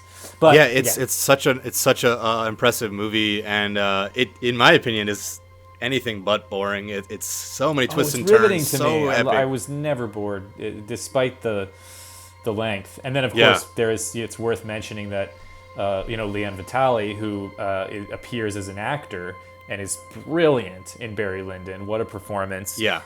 Walked away from acting to become Stanley Kubrick's kind of right-hand man, assistant, jack of all trades, and he was very instrumental in getting The Shining made, helping procure the rights, helping cast Danny. You know, Yeah, he would found fly Danny to different Lloyd. cities to find different kids to audition all these different kids. It's amazing. Yeah. And I had read that Leon Vitali was also really instrumental in kind of sheltering Danny Lloyd and making it not a traumatic experience for him to make the movie. Very famously, I guess that they told him it was a drama the whole time. Yeah. And they wouldn't let him in on, oh, this is a terrifying nightmare of a horrific. movie. You Yeah. know, and so as a result, I think that the rumor is that he didn't know until he was a teenager or so, and then he watched the movie and realized just what the story was. Yeah. Yeah, I'm glad you brought up Leon. Mr. Vitali, Film Worker is a great documentary about him. That documentary was great, yeah. Yeah, I got to see that. And then I actually got to see him live at the Aero Theater in Santa Monica at the beginning of 2019. I've seen The Shining twice now in the theater. Once at the Egyptian in 35 millimeter. Oh, wow. 2 summers ago. And then again at the Aero that following winter. And I had just seen Film Worker. And a good buddy of mine, Tony Guzman, whom you actually got to meet at the Underwater premiere. Thanks again for that invite. Oh, nice. When Yeah, you came thanks out for early. having me, man. Yeah, that was Absolutely. like right before all the That was shit at the right fan. before it. Yeah, absolutely. Back in January, it was like a quick trip to LA for the premiere of Underwater. Yeah. Streaming soon on Disney Plus, I'm told. Heck yeah, that was a really good moody sci-fi horror underwater. Obviously underwater, it's very very claustrophobic.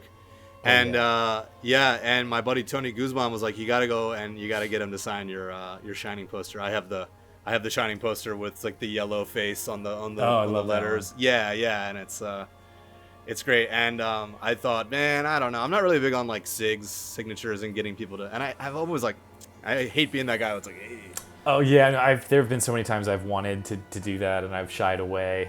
Yeah. Because I get nervous. I know, and I always feel like it's not really like I don't feel like I'm trying to collect something. I want it to mean something. I don't want it to just be like, you're this thing and I just want your signature to brag about. But I'm such a fan of The Shining, and he really has become the proxy for Kubrick and Kubrick's body of work. He kind of is his spokesman in a way now, almost for the estate, it seems.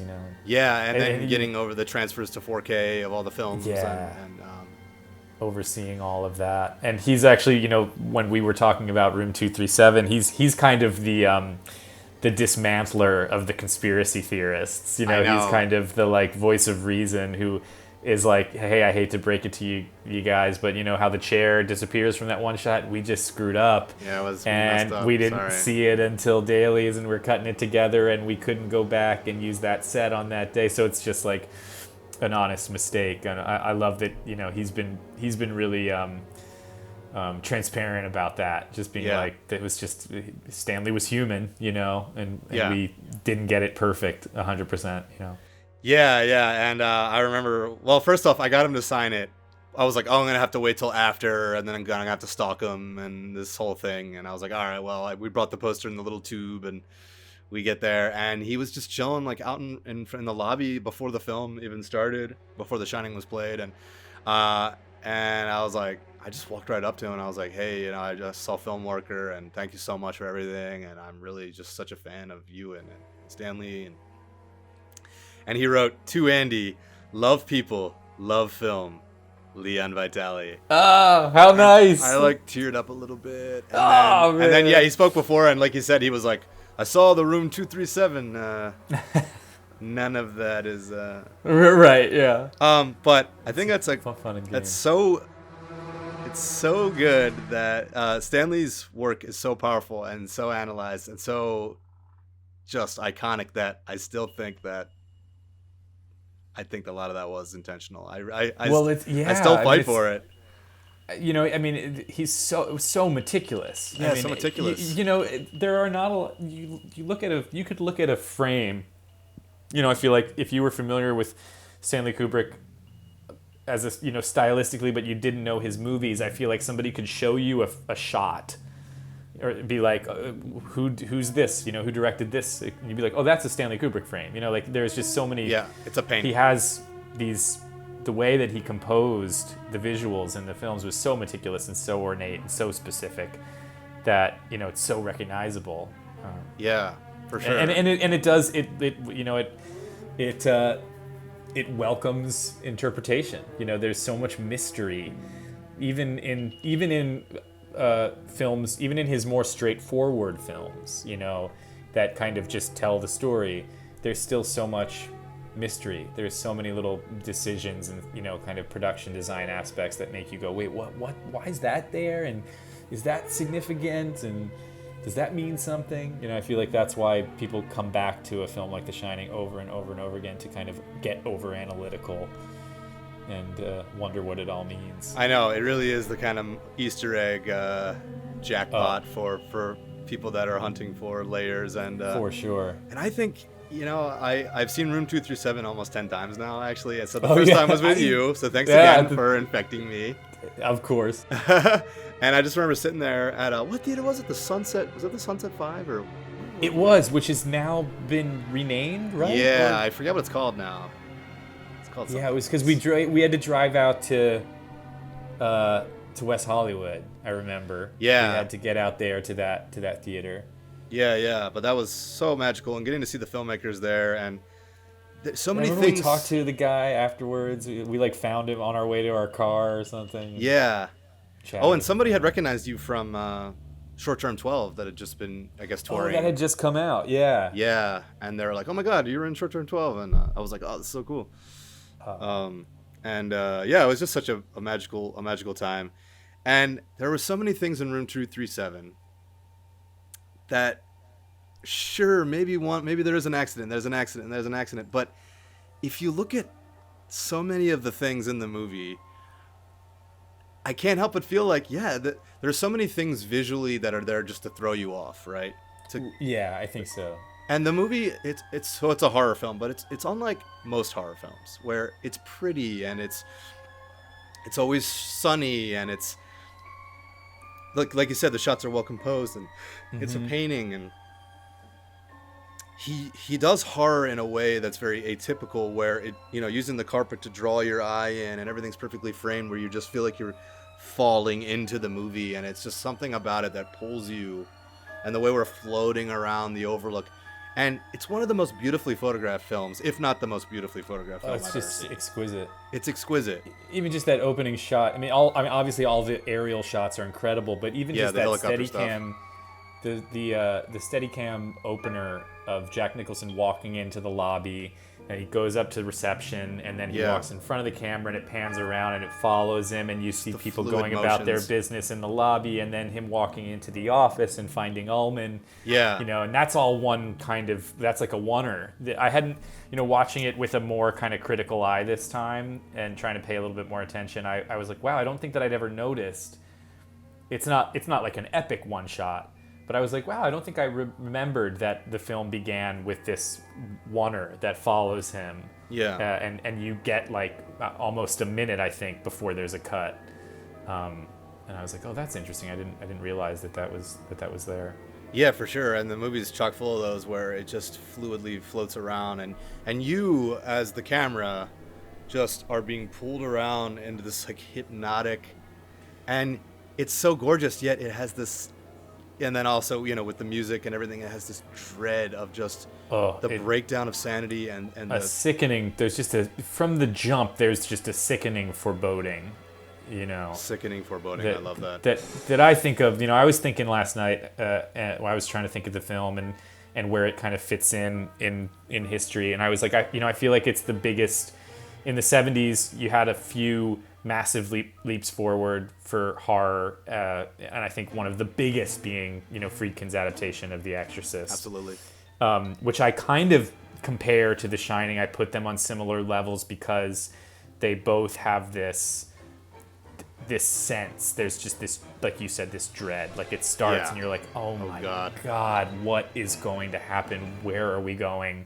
Yeah. And even when and I remember being like, well, even in a scene where the sun is shining, I still don't feel safe. Yeah, you know, exactly. and I don't feel safe. I don't feel centered.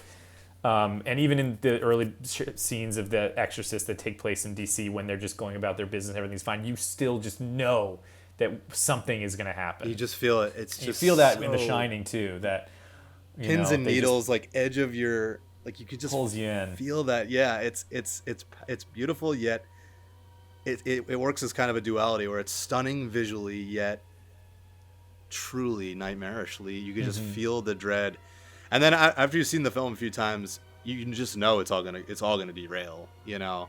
Yeah, once you know what's coming, it's kind of even more interesting. What was struck me with the rewatch was that you know, somebody once told me that the greatest storytelling, the greatest art, like will totally lay out to you what's going to happen from the get-go, like within the first few minutes. Yeah. And then the trick is that they keep you engaged and they keep you distracted, they keep you guessing the whole time so that you're not realizing that they gave it all away. Yeah, they gave it all away. And I was like, oh man, right. Like in the first 6 minutes of the movie, they're like, well, we had a problem at the Overlook a few years ago. Yeah. The last caretaker, he went insane and killed his family with an axe. You know, and you're like, oh my God. You know, like I was like, oh right. Yeah. They tell you in the beginning, and he literally says, well, you know, I promise you nothing like that's going to happen. You know, it's like, well, of course it is. Yeah. And we know that now watching it, but I was struck this time being like, oh man, it's really there. It's just all laid out. Yeah. Actually, I saw it, like I said, I saw it at the Egyptian in 2018, and it was my first time seeing it in the theater.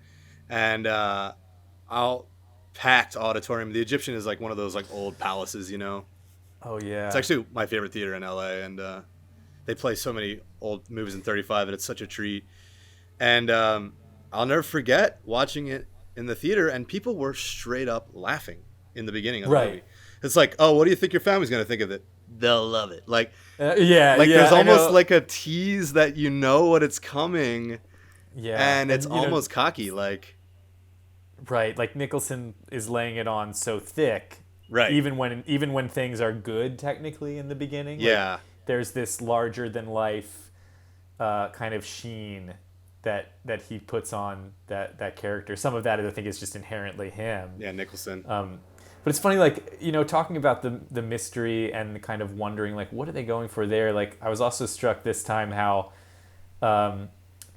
you know, when in the beginning after the interview, Danny, when you first meet Danny, and he's talking to Tony on his finger in the bathroom, and he's like, oh, did Dad get the job at the hotel? And he's like, he already did. He's gonna call Wendy in a few minutes. And, you know, and the phone rings and Wendy answers, and that conversation is so weird.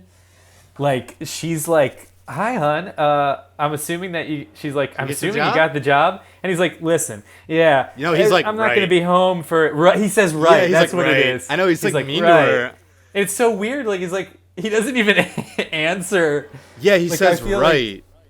Like, what does that mean? Any director or filmmaker, I feel like, would be like, this is where we show the normal, happy family, the world so that before. we can set up how bad it's going to get. Yeah. And for whatever reason, I still don't quite know.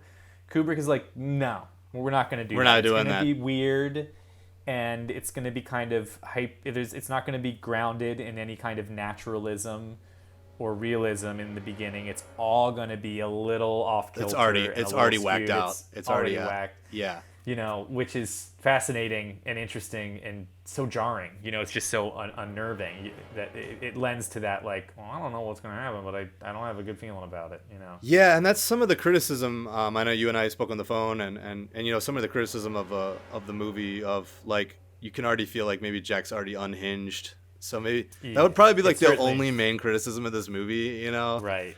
From a storytelling standpoint. But character-wise, it's confusing. Yeah. Yeah, and I can see how, from looking at it from juxtaposition of novel to film, that would be weird and jarring. And you can argue that his descent into madness is so much more, I guess, so much more tragic in the book. Right. And how he succumbs to mostly the alcohol Yeah, I mean, I feel like, and I'm not the first person to say this. I know that there's probably much more eloquent writing out there about it. But I've always really felt that the strength of the book,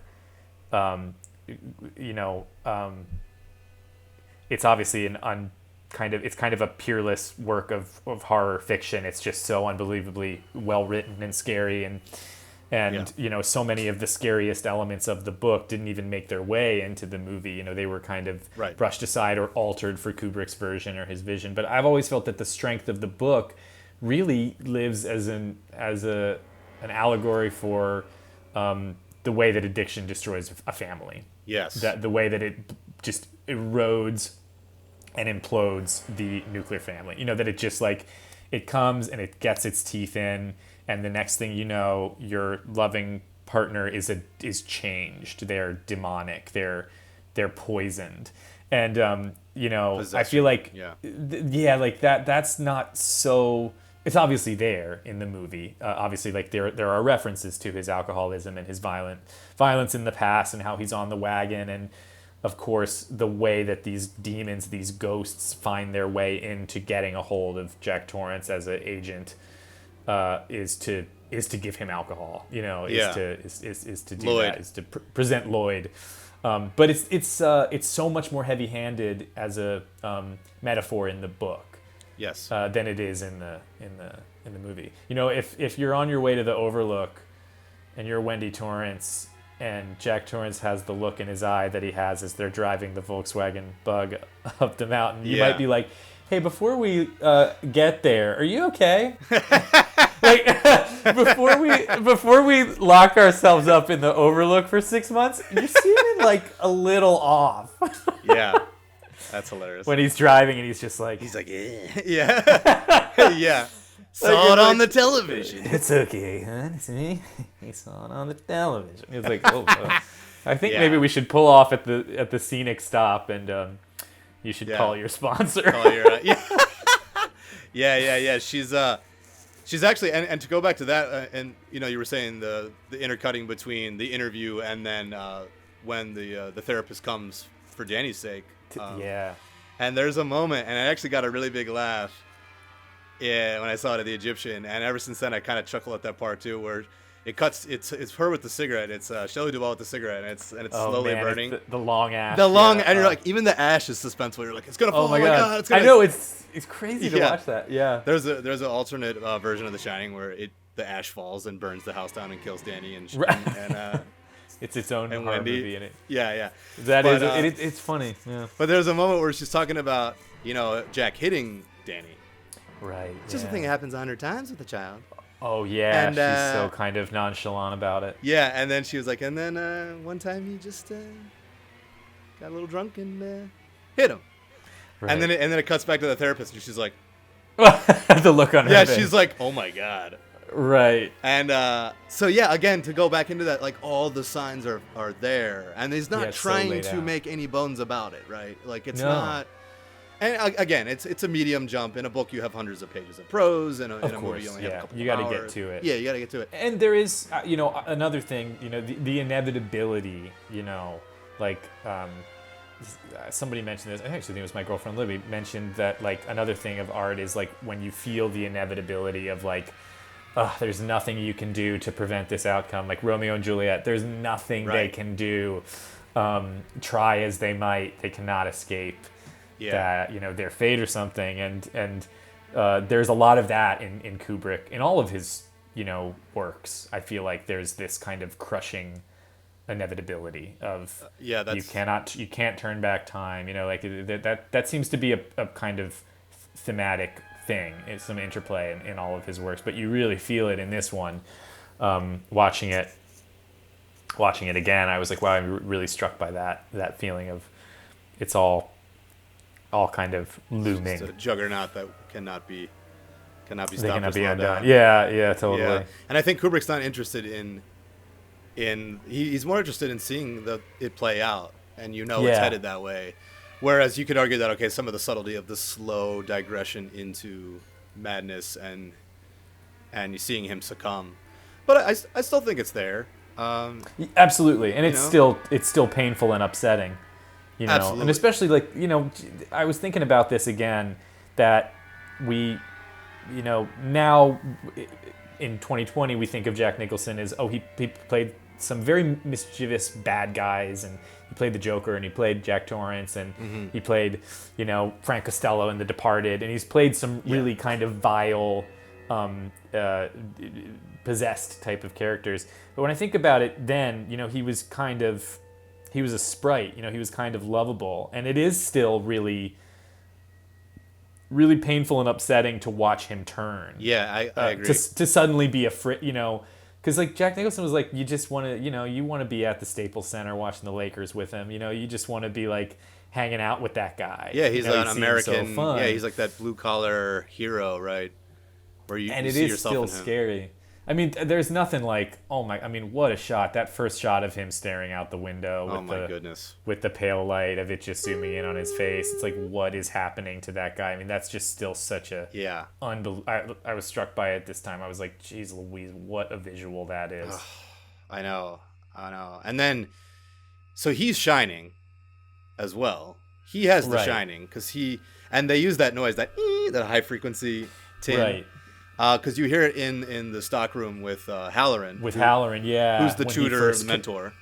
Says, would you like some? Would you like have that some ice cream, Doc? Which is horrifying. What a great way that they start to show that the Shining. And then the whole ice cream interchange, which apparently they shot like 90 times or something. Oh my God, what an amazing scene! And Scatman Crothers, who was Nicholson's buddy, and Jack Nicholson would often kind of vouch for him to try to get him roles in movies because they were in One Flew Over the Cuckoo's Nest together. Right. That's right. I'm glad you brought that up. Yeah. And man, what an amazing Halloran he makes. Incredible. He's so you just like you really get that sense of that emotional connection immediately between him and Danny, and you really feel that protectiveness that he really is watching out for him. Yeah, for sure. The bond that they totally have, and the chemistry is so strong, and Halloran really tells it how it is. He again laying it out right in the beginning, like pictures in a book, they can't hurt you, but once it impinges on, and to get back to Room 237, I've seen it so many times, and you could say some of the things are like, okay, I don't see Kubrick in the clouds in the beginning. I never saw it. I've been freeze framing it every time, and I do not see Kubrick. I don't remember that one. Yeah, I remember even in the theater when we saw it with the filmmakers present, there was a little chuckle. There's a little laugh, yeah. And actually, apparently a lot of the movie has been discounted as just pure ridiculous. But my argument is, okay, even if we'll talk about the moon landing stuff, and I don't know if I necessarily agree with all that, but the movie does a really good job of breaking The Shining down. And one guy says that this is about the past and how the past impinges. Mm-hmm. And that's literally how he says it. The past impinges. And all the elements, like, okay, the typewriter, they're there. The Native American elements, the whole place is a Native American shrine. Right. And it's all there. Like, so I think that Kubrick really was playing kind of a 3D chess where he was like, there's the surface story, but then there's the story about the past itself, and the Overlook represents, it's an historic site. They had to repel Native American attacks, like they tell them in the beginning. That's another thing that I feel like in the average horror movie, like in Poltergeist, it's the big reveal that they're on top of the burial ground. You move the headstones. But you didn't move the bodies. Why? Craig T. Nelson with the excellent scream. Yeah. Talking and then who's the actor that he's yelling at in that scene? Oh my God, he just passed. He just passed away recently. Yeah, and he's phenomenal. I love that guy. James Karen. That's his name. Yeah. There it is. Nice, cool. You got James Karen. Yeah. Anyway, exactly. we solved the mystery. James Karen, great performances in Poltergeist, Return of the Living Dead, Return of the Living Dead 2, which is a strange, misguided sequel to Never saw that one. Fantastic 1985 film. But he kind of is in that one, which makes no sense because he dies in the first one. But they bring him back as a different character and don't even explain it. They did the American Horror Story thing. But anyway, I'm digressing. I'm getting us off topic of The Shining here. But you're right that they talk about the burial ground, the native burial ground. Immediately there's all of these signs. It's all there. It's all there. Like, he's like, by the way, last caretaker killed his family, went crazy. There's a burial ground. Like, all of the hints are there for, Jack Torrance to be like, maybe this isn't such a good idea. But there is that, there's that desperation for, and again, this is in the book more than it is in Kubrick's version, the desperation for another chance. That Jack Torrance is so desperate for this job, and this time I'm going to be taken serious, and this time I'll show them that I can take care of, not only can I take care of my family, but I can take care of this massive hotel as well. I can accept this responsibility. I can stay sober throughout. He takes on a massive workload. Yeah. For sure. Only to realize that it's too much. It's and also trying to write the great American novel at the same time. It's too much for one man to bear. Yeah, for sure. And you could argue, there's the argument, the famous argument that the ghosts are like the only moment where, there's a moment where the ghosts seem to actually do something is letting him out of the cooler later. Right. After Wendy knocks him out. But that's the famous one too, which gets into how do they do that, Yeah, for sure. Which is, I don't know. I don't know the answer. How do they give him whiskey? Is it all, a mirage? Was that just all in his head, like the liquor? So we see this guy crumble, and it really is a tragedy. It's not as subtle and drawn out as in the novel, and maybe not as tragic, but it really is there. And like you said, he crumbles under the pressure, he crumbles under the force. But one thing that I did some homework for today that it's actually. They're not really sure if this is an Easter egg or not, but there's a red book sitting on Stuart Ullman's desk in the beginning, in the interview. It's a big red book. Now, some people say the red book is just all like the phone numbers and everything in a hotel. So like the GM of a hotel would have access to like a book like that. So it could just be a cigar being a cigar. But some people believe that it's actually the famous Carl Jung red book that wasn't even officially published at the time when they filmed it. And then the whole idea of Carl Jung, and I guess Kubrick was already, into that, and one of his biggest contributions, massive contributions in psychoanalytics and whatnot, but the idea of the collective unconscious, and the collective unconscious being what we learn innately, passed down genetically. So like you learn to suck on your mother's teat as a baby, you learn how to cry, you just things that you innately know that's passed on. Yeah. And so I think this is all there anyway, whether or not the red book is a key or a clue, but we have the hotel represents the past, right? And it takes on a life of its own as the past does. And, if you look at it kind of as a metaphor, that the past kind of Jack succumbs to the forces that be, the ghosts, and they're able to take him over and make him into a deranged killer to kill his family. But then there's also, in Room 237 says, there's also the past of like the genocide of the American Indians, the Holocaust references with the typewriter. The Adler typewriter. The Adler Eagle typewriter. Why an Adler? Right. And then we see eagles all over the place. There's an eagle on Jack's shirt. The number 42 is a big number. So there's these patterns of like history as a whole, and if we succumb to the horrors of history, then we're doomed to kind of be lost in this maze of history, which again, one of the striking juxtapositions. The hedge maze. Yeah, the hedge maze. Yeah, which in the book was hedge animals. Right, hedge animals, which they didn't have the technology to bring to life back then in the late And then 70s. they did try to pull off the hedge animal sequence in the 1997 miniseries. Oh yeah, you've seen that, right? I have seen it.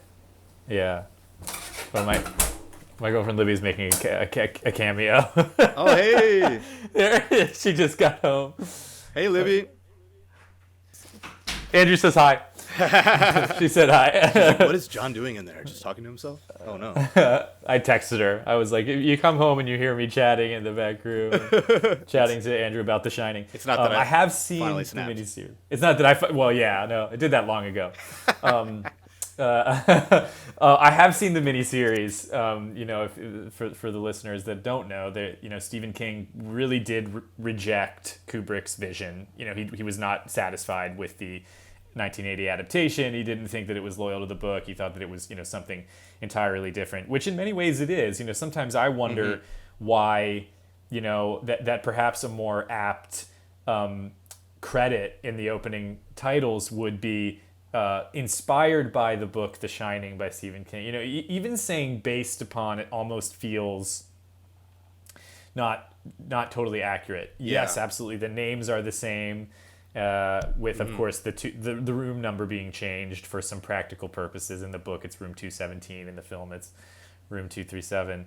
But it almost feels like he took the plot and the characters, but that's thematically and stylistically and kind of tonally, I feel like he took it in such a different direction. Yeah. And as a result, of course, Stephen King was not happy, and he always had been, I guess, kind of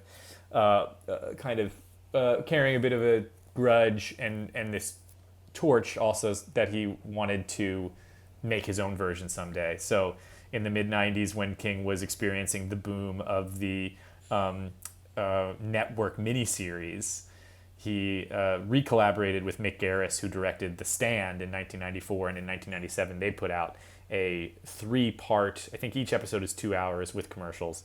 So it's a 3-night series of The Shining. And I remember I was in middle school when it came out, and I loved it. I think what I loved was that you got to spend more time with it, that you could take 6 hours to kind of tease out the development and the slow incremental breakdown.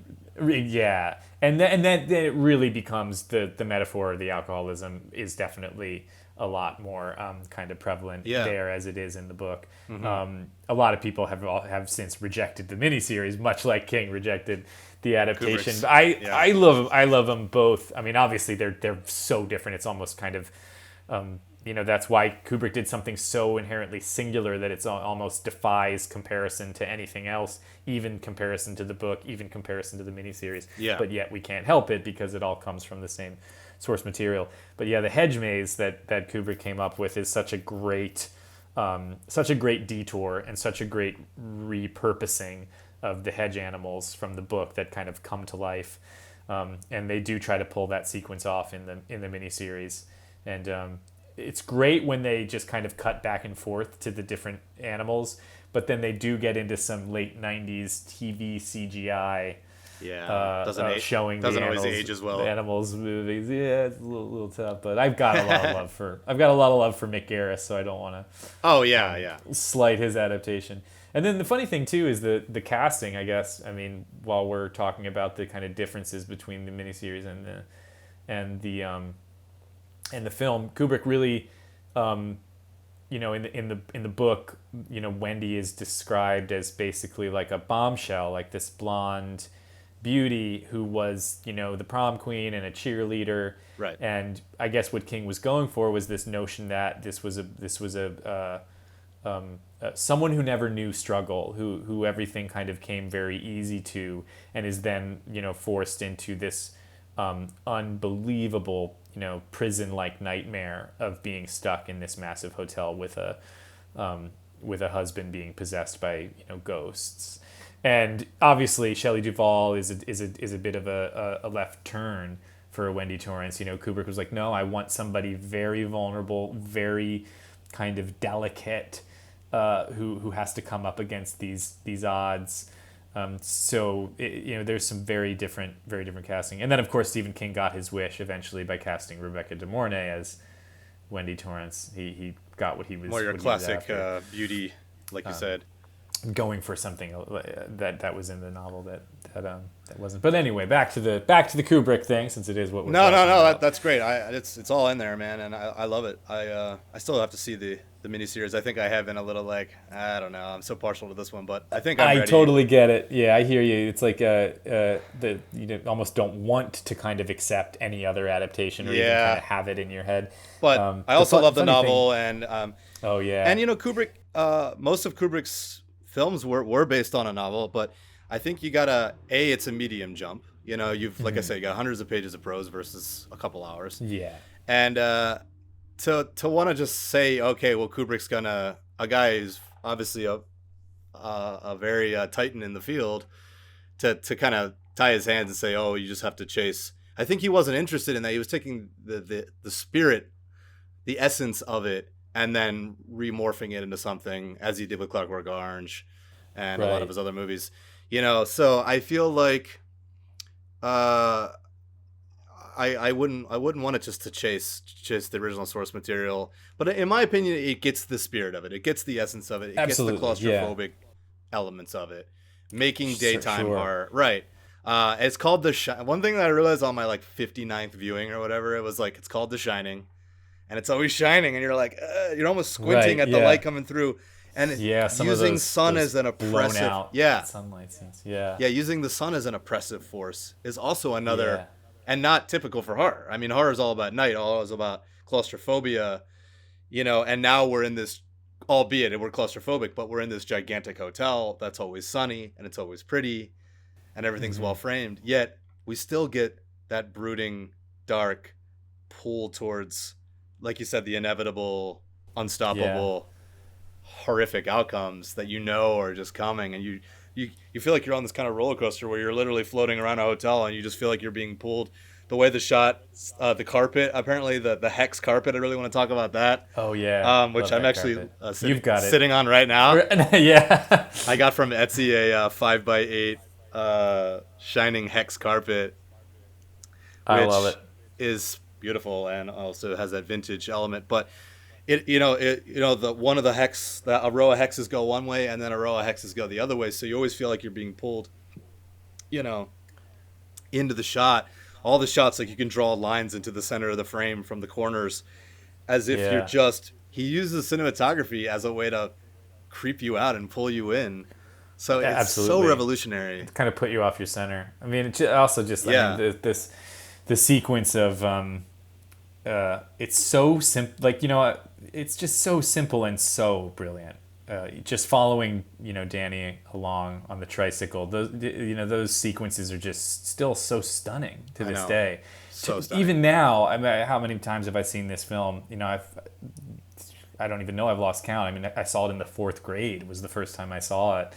So it's been years that this movie's been kind of inside my head. But every corner that he turns, every turn he takes on that little bike is still, it's terrifying. You're like, oh my, don't turn. What's around the corner? Okay. Yeah. And then finally, of course, it's the twins. Yeah. And even the sound of carpet to wood, it's like, I know what unbelievable sound design. And it's just like, there's these repetitions of sounds and motifs that, again, beautifully shot, revolutionary from a filmmaking standpoint, but not just to be beautiful. There's a reason for it. Well, there's so much kind of detuning and then tuning that happens in moments. Oh, I love that. Like it happens kind of visually, where you'll get something really kind of pristine and beautiful, and then you'll get something so confusing and disorienting, and then you'll get a nice establishing shot of the hotel again, and then that's palatable and that's safe, and then you're into something and you're like, wait, what are we looking at? And I noticed that happens in the score a lot too. Obviously the music is a huge part of what makes this The Shining kind of special. At times you might even feel like it's over orchestrated, that you would feel like, oh, the underscoring is laid on so pretty thick. It accentuates like little outbursts, there are those big kind of orchestral hits with the strings that happen. Like even, the one that is so great, that is so almost humorous now, is when, Wendy comes in as Jack's writing and the music stays and then there's that big kind of outburst when he hits the typewriter and pulls the paper out. Yeah. And then it cuts out, and then it's just silent for the rest of the dialogue. Yeah. And then Wendy comes in, and they have the whole when I'm exchange. typing.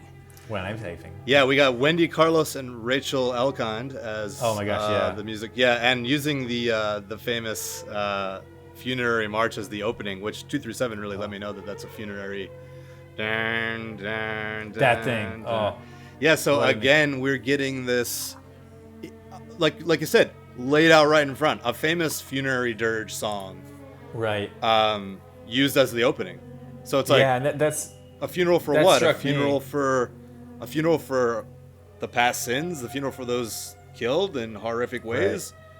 Right. That's the blood coming out of the elevator. That's the, and so I feel like Kubrick's doing something with the visual medium that's using the King interpretation, but is building something fresh off of it. On top of it, right. Yeah, which is great, it's a new medium. It should be a rebirth. It should be, in my opinion, that's called being a good filmmaker. I mean, right, yeah. I mean, if the Overlook Hotel is built upon the bones and the sins of the past, then Kubrick's film is built upon the bones of the novel, and that's good stuff. It's right. Hey, just pulled that one out. You are a writer.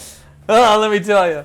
But it's so cool because like you think this is original music, right? Like you're watching a film and you think, oh, somebody wrote this for the film, but no, they take pieces of old existing music and kind of re-outfit it for the score. Right.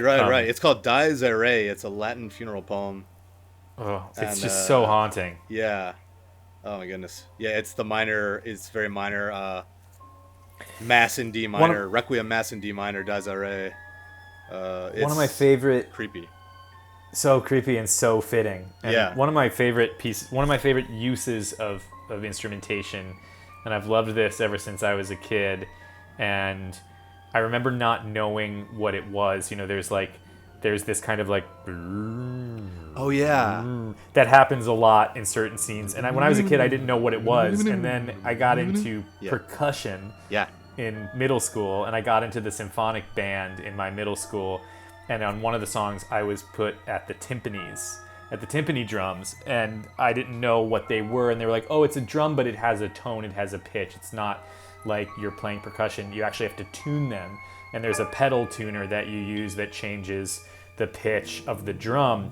And it wasn't until then, I remember it was kind of a eureka moment in the 7th or 8th grade when I realized that's what that sound is. It's a timpani drum being tuned. Being tuned up and down. So you told me that. It's coming in and out of, like, it barely matches the score. And so it's like, it's totally unnerving and weird. And it just incites anxiety. Yeah. Like you hear it and you're like, ugh, I don't like that. What is that? Yeah. Right. It just throws you off, and it's used so perfectly. We'll probably have it playing right here at this moment in this podcast. Great. Yeah, you'll pepper it in. Yeah, I'll be peppering. Great sound effect. Oh. I know. I remember one day you told me that. You've really been my Virgil guide through The Shining over life. It's so funny. I mean, we did go in 2013. We went to LACMA. Oh yeah. There was a big exhibit. There was a big Kubrick exhibit at LACMA, and they did kind of a film series where they kind of showed his whole filmography. I tried to go to some of them and I missed a few, but I did get to go see Paths of Glory, which I'd never seen. Great film at the time, which is so good, so stunning. Great movie. And I saw that in its entirety, and then they brought out Joe Turkel at the end, who... Oh, yeah, you've met him. And I met him afterwards, and I shook his hand, and I told him what a fan I was, and he talked with some fans. He plays Lloyd the bartender. And I find it fascinating that, a lot of directors kind of get their muses, and you'll see a lot of directors work with the same actors, and Kubrick rarely did. Every movie was like a chance to reinvent the wheel for him, and he very rarely used actors more than once. But he used Joe Turkel a lot. Like Joe Turkel's in 3 or 4, maybe more, of his films. Yeah, he never uses the same leads over again, but he used some of the kind of supporting roles. Right. Yeah, I guess he will use. Philip Stone. Philip Stone is Grady is also in Barry Lyndon. He's also in Clockwork Orange. That's right. Yeah. That's right. He plays the dad. Doesn't he play the dad in Clockwork Orange? Yeah, he plays the dad in Clockwork Orange, and he's also one of man. he's also one of the royals in the family that he basically marries into in Barry Lyndon. Yeah. Well, I guess I definitely I kind of was just spouting something that I was a little ill-informed on. I was like, he never used actors, but I guess he. Oh no! I mean, never for He's it's not like Leo with Martin Scorsese or anything. It's right. Yeah. So yeah, I mean, it's rare that which makes sense. You kind of actors can conjure a remembrance of another role, another part. Right. Yeah. So it makes sense to want to keep that fresh. Tell me about your, because I'll never forget, you were like, oh, in the book it's a croquet mallet instead of an axe, and he's much slower, and it's much more tragic. I remember years ago when we first started hanging out, you were telling me all about this. I was explaining, because you hadn't read the book. Yeah, exactly, and I read it on your rec, and I was mapping out the differences. Yeah. Yeah, the croquet mallet, the croquet game, right. that kind of coming back again and again in the novel until that ultimately becomes the weapon of choice. Yeah, and tell me about your Halloween. Well, in the 8th grade, I went as Jack Torrance, but being the kind of contrarian that I've always seemed to be, I was like, I'm not gonna be the Jack Nicholson, Kubrick, Jack Torrance. I'm gonna be the book Jack Torrance, and nobody knew who I was. I mean, I was just like in regular clothes and had a croquet mallet. And to try and seal the deal, I remember I put like some fake blood on my head, like a gash from when he gets hit by Wendy. And I was like, maybe that will tip people off. Nobody knew who I was. They're like, who are you? Who are you? It's like, I'm Jack Torrance. Who's that? He's from The Shining. Oh, Jack Nicholson? We'll know from the novel. It's a croquet mallet. And then they'd be like, okay, we have to go, kid. You're boring us. Yeah, your pitch is Please take your candy and leave. Yeah. But yeah, I went as the novel version. The King version of Jack Torrance, or the Steven Weber version. The Steven Weber, yes. Steven Weber plays Jack Torrance in the miniseries. Yeah, and is I say turns in a hell of a performance. It's different from Nicholson. It's its own thing. It's very much the novel version, but it's an impressive turn. I've always felt like he never really quite got enough credit for first, who wants to step up to that plate, right? I mean, who wants to play? Who wants to try to do? Even if you're trying to do something different, the inevitability of just being compared to it and contrasted. Yeah. I always felt like that was a brave swing, even just to do it. You have to be either really courageous and brave, or really, I don't know, maybe dumb, which he doesn't strike me as. It's a very intellectualized performance. Yeah, so that's brave. I gotta see this movie. I'm gonna watch it. I have a DVD copy of it that I bought for $1 at Jupiter Records in Wilmington, Delaware. Oh my God. A few years ago. It's in my storage space, but maybe I'll dig it out and ship it to you in the mail so you can. I don't have a DVD player anymore, so I wouldn't even be able to watch it if I wanted. Yeah, let me know if I'll pay for the shipping. So. Oh, that won't be necessary, please. Hey, come on. You brought me on your podcast. The least I can do is send you my $1 copy of Mick Garris's 1997 miniseries. All right. Another thing worth mentioning about the miniseries. Can you overnight it for me, though? I got to watch it. Absolutely. Let's end the podcast. I got to go to FedEx right now. Yeah, let's take a break. But another thing I love about the miniseries is that there's a trailer that I showed you a few years ago, and it gave us many, many laughs. They don't really do voiceovers anymore in trailers, but it was a big thing obviously in the 80s and the 90s, and there's that very classic kind of husky trailer voice in 1997 that's doing the advertising for Mick Garris's miniseries version of The Shining, and it goes, "This summer, go to hell." Yeah, we used to always say that, like texting it, like I remember with there was like the voice texting Voxer or whatever. Like, don't even use that. Oh yeah. ATEL. It used to be like, "This summer, go to hell." Go to hell. Oh man, and you got me hooked on the trailer for the Hitcher. Yeah. I'll let you do it. Oh wait, what does he say? What's the quote? What's the quote? He's like, when he let in the passenger, he opened the doors to hell. It's like similar. It's really similar. He didn't know when he picked up the Hitcher. He opened the gates of hell. Yeah, exactly. Oh my God, it's so funny. Great movie as well. So good. But yeah, to kind of go back to a lot of the things which you could argue are mess ups, there's got to be a few of them that aren't. Like, okay, there's a TV without a cord. Right. There's so many things. Like even the Ullman's office. Like you said, it's a one shot. So he's not. There's no tricks. There's no punches. Right. Like. Right. Yeah. You're coming around. You see how far down this hallway goes, and then you quickly cut in well before like the elevator down at the end, and you see people all the way down there. See this kind of long shot through the hallway, and then he turns left, and then turns immediately right into an office with Ullman. Behind him is a gigantic window. Right. 237 talks about this is they call it the impossible window. The impossible window, right. This is coming back to me. I really need to rewatch Room 237 now. Yeah. I haven't seen it since we saw it in the theater. Oh, really? I think I've seen it 10 Yeah. I think I've seen it 10 times. I love it. I can't stop. It was like Shining Room 237 and back and forth forever for me now. I was thinking about the impossible window as I rewatched it this time. Yeah. Because I was like, well, what is that? Is that just some rogue courtyard that yeah, right, is out there? Yeah, I mean, you could argue that I didn't pick up on it. I would have never noticed it until like I had certainly never thought of it. Yeah, I had certainly never thought of it until I watched that documentary, and I thought, oh gosh, yeah, I guess it is a little strange or a little out of place. Yeah, I argue that it's the filmmaker's design to, like you said, using visuals to like the music to make you feel off, using visuals to make you feel, trying techniques in horror that aren't just your typical like claustrophobic, creepy, like sure, creepy music's in most horror, but using things to subtly, subliminally kind of mess with you. Like Absolutely. The chair disappearing and reappearing, which, okay, maybe it was an accident, but... Maybe it was a continuity error. Yeah, there's so many things. Like, there's a giant wooden statue in the Colorado Lounge on that giant long table right in front of the stairs. There's this giant wooden sculpture. And then suddenly it's gone in the middle of the movie. Right. No cord on the TV.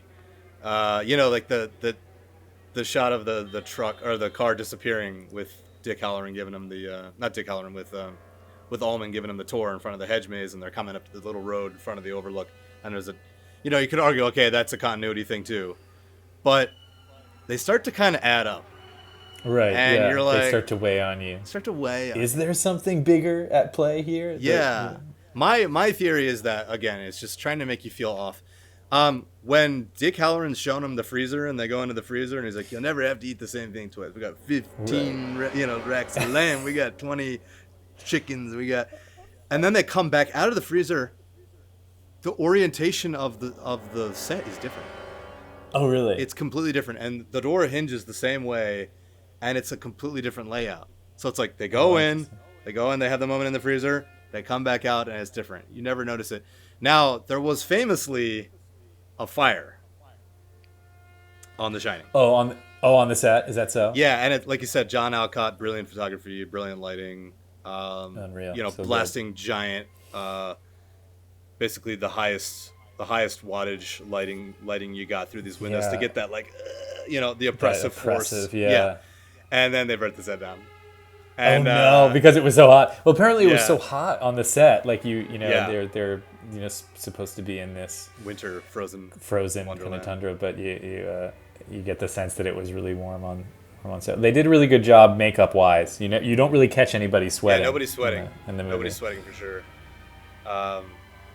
But so they burnt down the set, and then famously it was Spielberg's Raiders of the Lost Ark was going to go into that same set. Oh, that's right. And because The Shining got delayed, it actually forced, I believe they had to rework their production schedule around needing to get in there, because they literally were going to make the right by the stairs, I think, was actually the big tomb opening in Raiders of the Lost Ark when they go in there, and they... Oh, wow. With all the snakes and everything. God, it really is amazing, because it's such an exquisite set that even now I know, being on big sets, knowing how films work, I just buy I buy that they're in a hotel. I still buy it. I know. I still am like, well, where is that hotel? I got to go find it. I want to go see it. Oh, it doesn't exist. It's a set. They built it. Right. The exteriors. The exterior is in Oregon, right? Yeah, Oregon. The Timberland Lounge in Oregon. That's right. And then And then it was, of course, inspired by Stephen King staying in the Hotel Stanley, right? Yeah, the Stanley Hotel. And that's in Colorado, right? Yeah, outside of Boulder. Yeah. Yeah, actually, Which one of my good friends is he lives in LA. He ran off my buddy Ryan Grassmeyer, who was in the episode 2, the Judgment Day episode. He like went and photographed it, and I was like, my God, it is the Overlook, like it. Yeah. I guess that's what, Stephen King had stayed there right before the season ended, and they have a similar season to the Overlook that he used in the book, which is it shuts down right around Halloween, and then it opens again in the springtime. And he was one of the last nights that it was open. He was there when it was basically kind of abandoned, and they were putting the chairs up in the restaurant. And he was like, "Wow, you could really make a pretty scary book about a family being stuck here for the winter, how that happened." And it kind of came to him from there.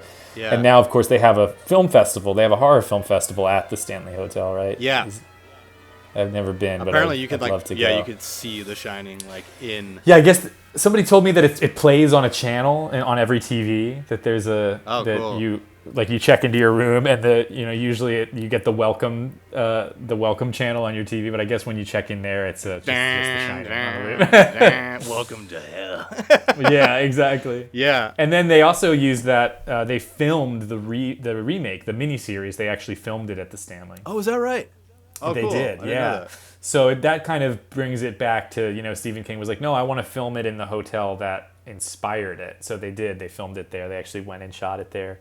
Cool. And there's also some scenes in Dumb and Dumber that are filmed at the Stanley Hotel. It's the hotel that Lloyd and Harry stay in at the end of Dumb and Dumber. Oh my gosh. And there's the scene where Jim Carrey and this might be even. Do they talk about this in Room 237? They must not, because you would. No, because I watch it a lot. There's the scene where Jim Carrey is in the bar, and he walks out and looks at the newspaper on the wall and goes, "Look at that! We landed on the moon!" Oh yeah. Oh, he's waiting. He's waiting for his date. No. Yeah, that's the Stanley Hotel. I don't care. The bartender's that's like, the Stanley. Yeah. Wow. Okay. Isn't that funny? I did not know that. That is awesome. That is. So that ties in the moon landing. Yeah. Stanley Kubrick shot the fake moon landing. Wow. Another conspiracy rabbit hole. But yeah, that's the Stanley Hotel. So one of these days when this quarantine is over, Andrew, you and I are going to have to go to that film festival. Dude, let's do it. Oh my God, that'd be great. And we can promote our podcast. Yeah, we'll have to make a horror movie, and then we can go premiere it at the film festival. I'm so down. That'd be amazing. That'd be amazing. Yeah, so let's go into some of the differences. So we have the maze. Yeah. And then, again, Room 237 says Jack is the Minotaur. And there's that amazing shot with Jack looking at the model maze. Oh, man. Intercut with the superimposition of looking down at Wendy and Danny. Yeah. To me, that's a huge turning point in the film. It is. Because he becomes the villain there. Up until then, everything that we've seen that's surreal is either through Danny's eyes or is just kind of one of those subliminal flashes that are so expertly implemented. But all of the surrealism, before that, the twins, the famous elevator gushing blood into the lobby of the hotel, which is still just unreal sequence. You look at that now and you just think I still don't understand. I don't understand how they do it. I don't know how it comes out, how it hits the way it hits, how it moves the furniture, and then how it ultimately reaches the lens and blacks out the lens. It's just wipes over the lens. Yeah, it's unbelievable. Expert. I mean, just expertise. I wonder how many times they had to do that. I think I read somewhere that they only did it a few times, but that it took days to set it up. Yeah. So they would set it up for days and then take a pass at it, and then set it up again and take another pass at it. But apparently it was not a lot of takes to finally get it. But then kind of editing it, sequencing it, figuring out what kind of frame rate they wanted to use. I guess that's really what made it take forever to. Oh my God, the way it just pours out. And it says in Room 237 that it never fully opens. So it's, again, the blood is like, it has nowhere to go. So it just, the blood of the past, the sins of the past are bubbling up and they're finally, And we see it right away when Danny, that's his first Shining, where he sees the hotel in the bathroom, like you were saying, with Tony. Yeah.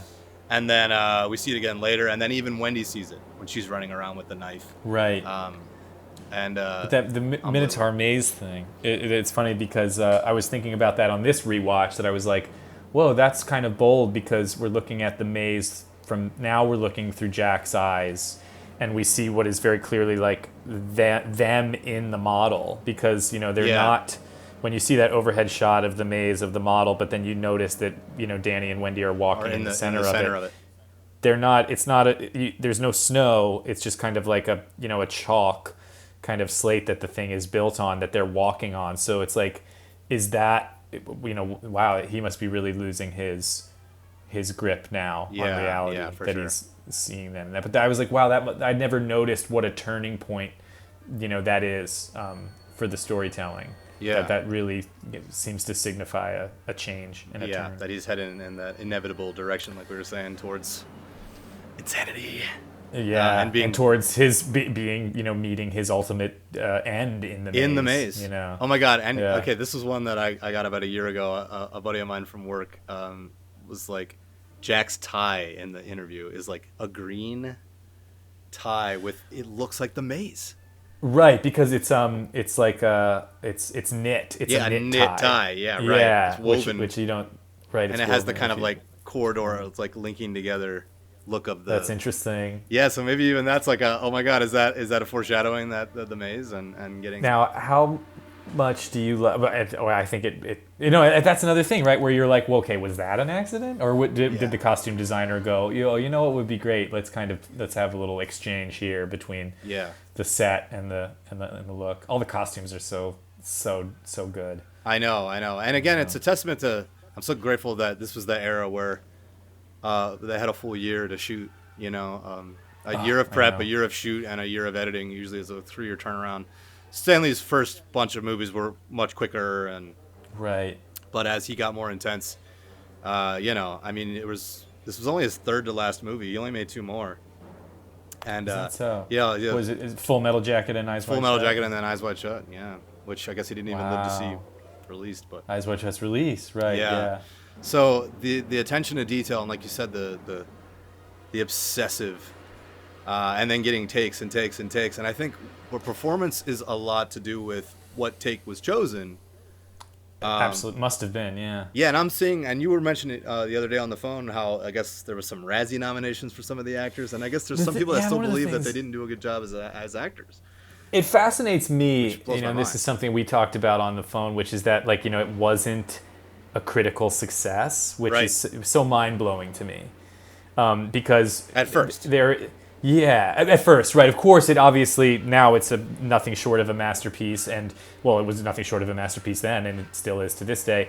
But, you cannot drudge up a greatest of all time horror movie list without finding it in the top 5. I mean, it's always there. It's usually one it or is two, so singular. Yeah.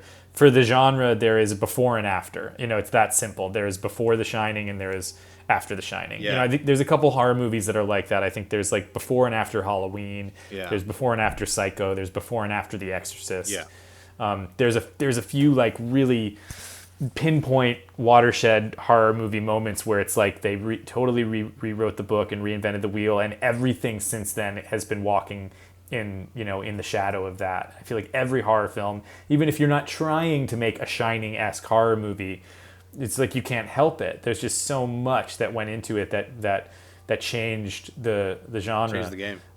That you can't almost avoid somehow paying some kind of homage to it or doing something that you owe to it. But it breaks my brain that like it came out and people were like, this isn't good. Yeah, I know. That it seemed campy, it seemed forced, it seemed like an auteur filmmaker had swung and missed at his version of a horror movie. Yeah. Which of course he did not. He swung and he It's hit a it out home of run. the. I mean, for me, it's just it's over the lights and it's out of the park. It's just so. It is so fundamentally amazing and staggering to experience. But I guess, I think it got nominated for Razzies. I think Jack Nicholson was nominated for a Razzie for like worst actor. That's just mind blowing to me that it wasn't celebrated for what it clearly is initially. I know a lot of his films weren't. A lot of his films were, and actually I saw an interview, and I think it was in the making of The Shining on the Blu-ray that I have, about how Stanley would actually look at the weekends, and he'd be like, "Oh, look how." Like, usually it's like your first weekend's great, then your second weekend's a little worse, then your third weekend's a little worse, and then it's kind of a downward, parabola. Whereas a lot of his films were the other way around, where they would grow steam, and then I later heard that 2001: A Space Odyssey, they were about to pull it from theaters. They were about to pull 2001: A Space Odyssey from the theaters because nobody was there, and then slowly this like new pothead phenomena of like. It's like the psychedelic, the kids were going, and they were going. Right, going to enjoy the movie as a literally sensory experience. Yeah, exactly. And then theaters were literally calling into the studio, be like, "Don't pull it yet." Like, last night we had 20 people, and then tonight we're gonna have, tonight we had 30, and then tomorrow was 40, and then it was slowly, and then it played, and then finally, was a phenomenon. Now it's obviously, canon. I mean, it's just again, it's just so funny. Isn't it funny that like he managed to make these films that are at the top of the lists of their genre? Same thing. I mean, you can't find a sci-fi list that doesn't have 2001 in the top 5. You can't find a horror list that doesn't have The Shining in the top 5. You can't find like a historical kind of restoration drama that doesn't have Barry Lyndon in the top 5. Absolutely. You can't find a crime list that doesn't have The Killing in the top 5. Yeah. You can't find a satire list that doesn't have Dr. Strangelove in the top 5. Like, he made these these kind of cornerstone films. Yeah. For different genres. So I mean, what filmmaker has been able to kind of pull that one off? I don't know. No, he made 13 Spielberg, features. maybe, Yeah. And apparently they were friends, and they were like always on the phone together, famously. And makes sense. Yeah. Now, you get takes, and you get these takes. You get just these strange, and like we were saying on the phone, like the actor, and there was a whole thing on it in the Blu-ray of The Shining, how like the actor, your first bunch of takes, they give you your best crack, and you throw yourself at it. Right. But then you start to wear the actor down, wear the actor down. And some people say, "Oh, that's just too many takes. That's ridiculous. That's sure. just." And then Kubrick said, "Well, you spend so much time prepping. I don't want to just rush through this. Like, we're here. We're just gonna give it. Let's take our time with it." Yeah. And on one hand, Nicholson says in an interview that he's like, was there a lot of pressure working for Stanley Kubrick? And he was like, "Well, no. Here's the thing about Stanley. Like, he's gonna do it over and over again until he's happy. So there's no pressure at all." you know? Yeah. And then, also we shoot the rehearsal, so he always had the camera rolling. So the first take or two, we just shoot him anyway. But yeah, you get this thing where the actor slowly starts to just, and then you get these crazy little nuanced moments that you could argue are over the top or weird or what have you. But I think give it this, again, not necessarily realistic, but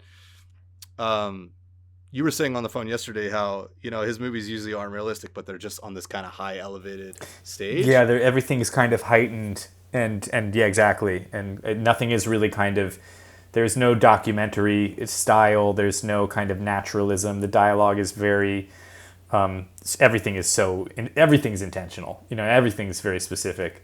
But you get the sense in a movie like The Shining that, the actors are trying things as a result of being exhausted. That it's a little bit of like, very famously, it sounds like everything that I've read suggests that Kubrick was really hard on Shelley Duvall, and that he wanted to kind of antagonize her and maybe push her into some other realm of performance by kind of isolating her and making it hard on her. And, I know that she had said some aspects of making it were nightmarish and other aspects were just amazing. So it sounds like it was a slightly schizophrenic experience, much like the kind of film itself feels like. But you just get the sense that there are these highs and these lows, and that in certain scenes it kind of feels like, well, I wonder why the actor is delivering it that way. And I've always wondered how much of that is just being on take one. And I can't speak to it because I've never done it.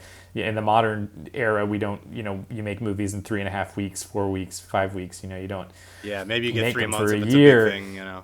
Maybe you get maybe the most takes you do of something is 10, or something. For the films I've worked on, and again, I'm working on smaller budget films, so I'm not working on big, massive. I'm sure Christopher Nolan probably does a lot of takes because he can afford it time wise. But I wonder sometimes in The Shining, like, it's like, what take are we seeing? Are we seeing take 100? Are we seeing take 50? Are we seeing take 5? I always wonder about that. Right. And what that does to acting if you're so exhausted and so broken down that, like, mentally it's hard to kind of even remember what you're doing. I find after a certain amount of time on a film set to be like, wait, did I do it the same? Did I do that right? After a certain amount of repetition, it sounds like you just kind of start to lose your mind a bit. I mean, Scatman Crothers, I guess, famously said that it really didn't work for him. It drove him crazy having to do. Did he actually have like a breakdown or? I wouldn't have been. I mean, I wouldn't have been surprised. Yeah. But that the next film he did, I think, was a Clint Eastwood film, and Clint Eastwood is the total opposite. I guess you might do 5 at the most. Yeah. He's like he usually uses like the first through third take, from what I'm told, from what I read. Yeah. I worked briefly on his Jersey Boys a couple of years ago. Oh wow! Yeah, the days were really long, really short. They were 8-hour days, and it was like right. Yeah, it was like Clint's 80 now, and he doesn't want to be here for 14 hours anymore. I feel you, Clint. yeah, and a lot of his films are wonderful. But yeah, you could argue that I think as Scorsese said in a retrospective post Kubrick's death that one Kubrick film is worth like 10 of other people's films. That it's the amount of stuff that he's putting in there, and again, the 3D chess, which Room 237 uses that terminology of the 3D chess. Oh, they do. Oh. Of like, you get the surface narrative and then all the things in there, like the typewriter, and adding that kind of greater narrative on it. And I do want to kind of get back into that in a minute, but absolutely, yeah. Like use of mirrors and weird shots and doubling, and so all these motifs that are going into the story, but then also going in the visual and the mirroring of visual and narrative. Of just I mean, I can't imagine editing a Kubrick movie if you shot every single angle and you have 70 takes of every angle.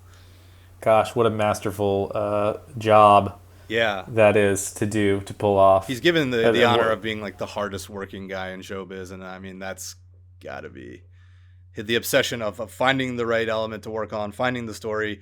Apparently he would read books, and you could famously hear books being thrown at the wall if he rejected them, And I've heard this, yeah. Yeah, and then finally it was like, he stopped. He stopped throwing. So he must be happy about something, or he could mine this area. And you're dealing with probably, in my opinion, the most obsessive and most, I don't know if you want to use the word best, but I mean, his movies, like you said, they're in a league of their own. They're in a league of their own. Yeah, they really are. And I've seen them, a lot of them. I've seen The Shining the most, but I'm starting to watch a lot of the other ones over again too. And there's a lot of they all have something different. They're, like you said, he's not interested in what worked on the last one. He's not interested in that. He's right. So I think that's such a great, because it's such a trap to, like, okay, again, like, you're known for this, even as an actor, like, you're known for this kind of genre, you're known for this kind of style, like, okay, we got to just go at it again. But it's like, that's not really the point, I mean, granted, you want to make a paycheck and pay your rent and all that, but the ability to kind of just keep mining these new areas and these new territories in such a different way, and taking something and flipping it on its head, and it's, in my opinion, it's staggering. Ray Lovejoy edited Ray Lovejoy. The Shining. Well, hell, he must have had a lot of love and joy, because that couldn't have been fun all the way. Yeah, I mean, I can't imagine Ray Lovejoy and Roy Walker. Those are some Roy Walker did the production design. Those two, those two jobs. Yeah. Just amazing. Some amazing. So work. Incredible. And then Milena Cananero, costume designer for The Shining. Just this is some every detail, every top of the element, top of the top. Every department really did just unbelievable work. Yeah, unbelievable. And he famously had smaller crews and longer production schedules, so that would allow him to. And he famously like lorded over all the components of everything in this kind of very like general leading the troops kind of way. Right. I imagine you have to pull something off like those movies. Yeah, the orchestration to of every achieve something element that of it. feels so to get that level of intentionality, of getting things that feel so on purpose. Yeah. I feel like you do have to have some kind of a leader, like a real one vision. Visionary at the top, when he certainly was a visionary filmmaker. Yeah, that through line of having all the other elements kind of coming in. Yeah, I mean the director sometimes like maybe the director gets more credit than he or she deserves for there's so many people and contributing so many elements, but like to have that through line and that vision. And he often said they were like, you have it all planned out in your brain beforehand, and he was like, I actually don't, because you don't want to get locked into something in your head because so many things would come to him on the day. And he's like, you want to keep your options open so that something would happen and you would see something. Let's grab it. Let's get it, and having the time to do that, which is unfortunately kind of a lost art, I think, because, it's not really done anymore. Yeah. Yeah. So, it's kind of like another era that unfortunately, so I think, it's gonna last. It's gonna last forever, And we'll be talking about his movies, if we survive as a species, as a society for much longer, which remains to be seen. I know. But if we do, I mean, we'll be talking about these movies forever. They're just they're timeless. They're timely and they're timeless, which is the sign of great works of art. Sign of great work. And to touch on humanity remaining or not, I can't help but make connections with this movie with what we're seeing now. And I don't want to get too political, but I find that this movie really, when you boil it down, is about, yes, the breakdown of the nuclear family, but also the breakdown of society. Mm-hmm. And there's the Holocaust, there's the genocide of the American Indians, that's all in there, but those are things from the past. And being able to look at the past and actually wrap your head around the past, I think, and a lot of that is Room 237, but I really think that is kind of some of the larger game, the long game, if you were at play in this film. Right. And the maze is the repetition getting lost in the past. Absolutely. I mean, you get the sense too. I mean, I think you're touching on some absolutely appropriate and timely stuff. I mean, there's this sense. I've always felt this sense, but I felt it pretty big watching The Shining this time. Which is, you get the sense that the staff, Ullman and these guys, they totally know what they're setting this family up for. They basically know. You almost get the feeling like they know they won't make it.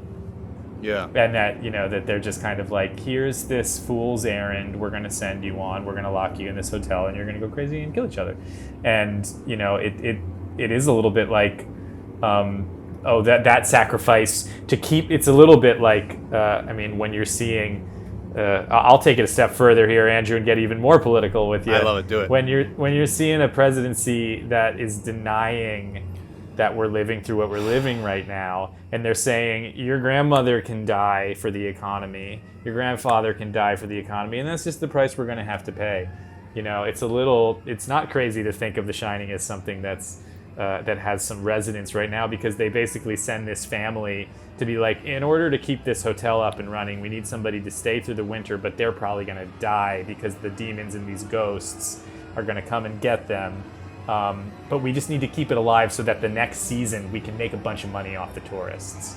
It is a little bit like the Overlook is like, is like the economy and is like society. Right. It's like, oh, we have to get it to function, so we're going to have to throw some people into the volcano to appease the gods, so that we can, go and enjoy our lives. It's funny, they mentioned the sacrificial altar that the stairs kind of become. Yeah, absolutely. And then even the triangle front of the Alpine Lodge set. The entryway. Yeah, which you talked about, the cross dissolves, crosses right over the ladder of like the people cleaning when they come into the lobby for the first time. So you get a lot of that like altar sacrifice, and then even the music starts to sound like it's chanting after they kill Halloran. It's like there's the chanting. It's like they sacrifice to the hotel, and then even the hotel starts to now has new power, and then now Shelley Duvall sees the elevator blood.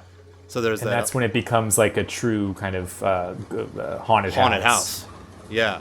Like the skeletons in the lobby and yeah, reading the paper with the cobwebs on them and everything. And then of course the reveal of she finally sees Grady. A wonderful party, isn't it? Yeah. So I really feel and then of like course Oh, go ahead.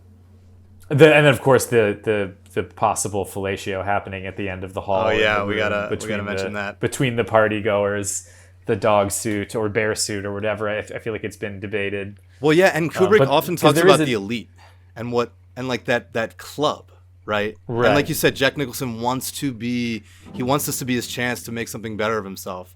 He's like, I could really write my own ticket, shoveling driveways in Boulder, you know? Right. And it's like this for him. This is his moment to really become something better. He's gonna fit in with the big boys, with the rich. Yeah, with the rich, and then obviously Eyes Wide Shut. He's not gonna get taken advantage of, and there is a lot of class stuff, and of course Barry Lyndon. Barry Lyndon all for about sure. Kind of the imposter syndrome and kind of faking it till you make it and class struggle, and then you get into I always forget it's in it. I always forget the racism that's in the Shining until I rewatch it. I always forget. Yeah, with Halloran. That I always forget that's coming. But that's in a lot of King's work. He's worked that into a lot of his. That's in there in a lot of Stephen King's books. He touches upon the cruelty of racism a lot. I think that's something that he returns to, because how do you not return to that as an American? Well, that author? fits into the elite, like suppressing one group. It's like, we're the best. Like, you're not in my club. And that wanting to get in there, like the gold ballroom scene where he's dancing around and he's finally at this nice, luxurious ball. He's made it, and he's dancing. He's not afraid that these are ghosts and there's an empty ballroom and he should be horrified. Mm-hmm. Right, He just accepts it right away and he's like, I've made it, baby. The seduction of the power, of being like, well said. I'm being accepted. And the way that they kind of prop him up by being like, hey, remember, you're the caretaker. Yeah, you got this, bro. You're the guy. Yeah. You got the job. And he really starts to buy into that. You've always been the caretaker. I have a responsibility. I'm going to put this before my family. My family is no longer the most important thing to protect. Now I got to protect my position here. My legacy as a, and then you could argue that the last shot, the puzzle of him being in the 1922 July 4th shot was him finally, tragically, yes, but getting absorbed into this elite. He falls victim. He falls victim, but he also made it. So it's kind of this dual, positive, negative kind of, now he's part of the legacy of this place and the tapestry. I've always liked to think of this as like back in the day before. Now we do actually have a sequel to it, but I always used to think, what's kind of scary is that now I feel like, Jack Torrance is a future ghost. Years from that now, or years from then, the next caretaker or whoever it is down the line is going to see the ghost of Jack Torrance. Like, he'll be haunting the hotel now for eternity, much like Grady is, much like all of the guests, the party, much like the woman in room 237. Yeah, in the novel, so the place burns down, but in the movie, of course, stands. That's what I was just going to say. Yeah, and that goes into the idea of this is, like, if we don't learn from the past, and we're making the same mistakes right now, and that's why it hurts to watch the news right now. We are making the same mistakes. We're using the same... the racial... The same broken tactics. Yeah, the same broken tactics, the same racial, the second it's like, oh, you're not part of us. Like, we're not looking at society as a whole. We're trying to break it up into classes, and we're breaking ourselves up. We're splintering us versus them. And where are we getting? We're getting into the same damn trouble that we got in. It's like, oh, I thought Martin Luther King already fought for all this, and I thought we all woke up to it already. We and have now to do it all over again. We're in the fucking maze, man, and that's what hurts. The maze. That's what hurts. And I'm watching The Shining, and I'm like, yeah, that's my favorite movie, and it's all about cabin fever and claustrophobia. That's one element which we're all seeing now, but we are literally making the same. We're still there. We're still stuck. We can't move on. Yeah, can't get out. And that's what hurts so much. What an amazing thing that here we are in 2020 and we can have a conversation like this about a film from 40 years ago, a horror film, a genre film. Yeah. That's just that's a testament to the work that you can still find. So it is such a deep well. I mean, you can go into that movie and find so much. It's my favorite. It almost feels like it feels like a universe that you can kind of, it is a universe, dip your toe in, Yeah, and it used to be horror was kind of like, oh, that was lowbrow or whatever. But here we have an example of and I think that's what you're saying, like modern movies like The Exorcist that are probing into zeitgeist of our society and probing into humanity and the human condition. How do we make horror out of that? Not just monsters and castles and all that. I mean, that's why horror movies will never. I just feel like they'll never dry up. They'll never go out of style. They'll never go out of fashion because it's the best way it's the best way to hold up a mirror. I feel like you can hold up a societal mirror in horror easier than you can in a drama, easier than you can in a comedy. I mean, that's why I feel like there are these kind of these game-changing horror movies that you can point to that kind of define an era, that you can say, oh, Texas Chainsaw Massacre and Dawn of the Dead and Last House on the Left, like that was about capitalism, that was about Vietnam, that was about violence. You can kind of point to these films and they can have a kind of larger blanket. They can kind of umbrella over some deeper meanings and some deeper societal issues. That's why I think it's so great that you can make something that looks like, hey, this is just going to be fun. You can get your popcorn and your candy, and you can sit there for an hour and 45 minutes and have a grand old time. And you can just think that you've seen The Exorcist is just a story about possession, or you can just think that you've just seen a film about a stalker or a killer. But then only when you start thinking about it afterwards, you say, oh, actually the filmmaker was poking into some much deeper and denser things. That's why it's such a beautiful genre. Absolutely, man. Yeah, that's why you can go deep on the metaphors. You really can. Yeah, especially on The Shining is really the holy grail of Easter egg metaphors. You can't go any deeper. There's hard to find a film out there that you can dive into like you can this one. I know, and like you said, all the surface stuff's there, the family and the breakdown, and that's all there, and it's very compelling. Right, yeah. That's all there, but again, the 3D chess, and I guess he really wanted to make this film about the Aryan Papers, which was about the Holocaust and all that. He never ended up making it. I think he always felt the pressure to make it, but then and then Spielberg ended up doing Schindler's List, and I think he just said, nah. There were a lot of movies that he never got to make, but then maybe there was elements that he was able to get some into other films, like The Shining. So the young stuff is about collective unconscious and what's passed on innately. And I'm worried that so much is being passed on that's broken. And I'm worried that we see so much as normal because it's normal and, politicians are corrupt. But really, honestly, I feel like right now our handling of this pandemic is staggeringly bad and staggeringly sad. And I've always felt like I'm still very patriotic. I love this country. I was born here. I love it here. My family's here. I'm an American, but lately, I'm just having a hard time. I think a lot of us are, where I'm just like, man, we are the butt of the joke right now. It's a rough time. It's horrible. Absolutely. And I feel like we're not going to know how bad it is until, much like anything, it's obviously, you look out the window, it's bad. Yeah. You turn on the news, it's bad. You look at social media, how bad it is. But much like any event, I don't feel like we're going to really be able to take the temperature and assess the damage until it's kind of past. Yeah. Speaking of the past, until this is the past. I don't think we'll really be able to gauge how bad and how destructive and how terrible this time has been until, God willing, it ends. If the fates will allow it. And I think that's a lot of the danger of what Kubrick's trying to get at. And maybe I'm just projecting this onto it, but I feel like if we don't wake up to it before it's past, that it might be too late, Right. I grew up hearing about the Holocaust and Hitler and being like, that is unfathomably horrible. That's unfathomably terrible. Yet that was only, when you think about it, it was only, 70 years ago. When you think about that's not that long, or 75, 80 years ago or whatever it was. And then we start to see, Trump sending armies to Portland to suppress free speech in the name of quelling these terrorists. Right. In the name of patriotism. In the name of patriotism. I'm like, we're not that far off. For love of the country. We've already forgotten. We've already had that amnesia, Yeah.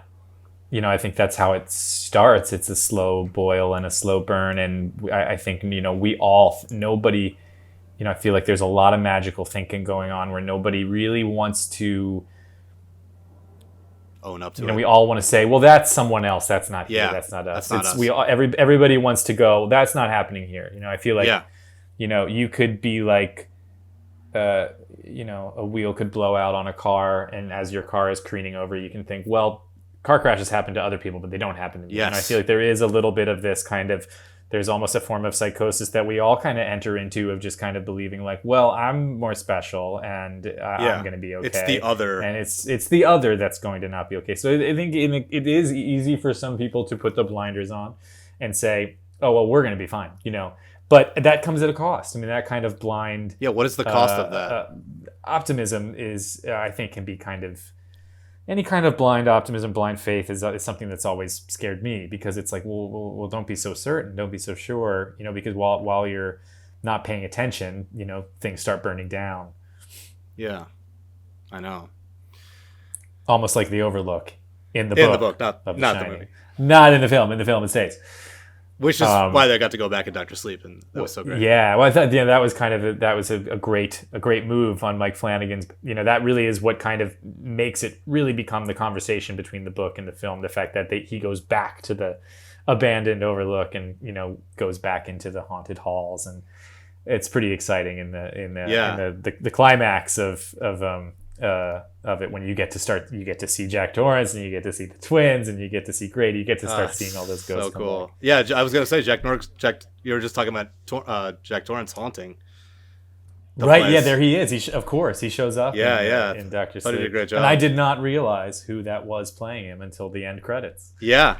I did not realize. I remember thinking, wow, I wonder who they found. I wonder how they tracked somebody down. Did they just do an open casting call? He was actually he was in The Haunting of Hill House. He's the father. Right. And he's in Gerald's Game too. He's in Gerald's Game too, yeah. So he's... Yeah, so Mike Flanagan clearly likes working with him. Yeah. What's his name? We got to shout out. Henry Thomas. Henry Thomas, thank you. E.T. From E.T. Yeah, Elliot. Yeah. I'll be amazing. Right here.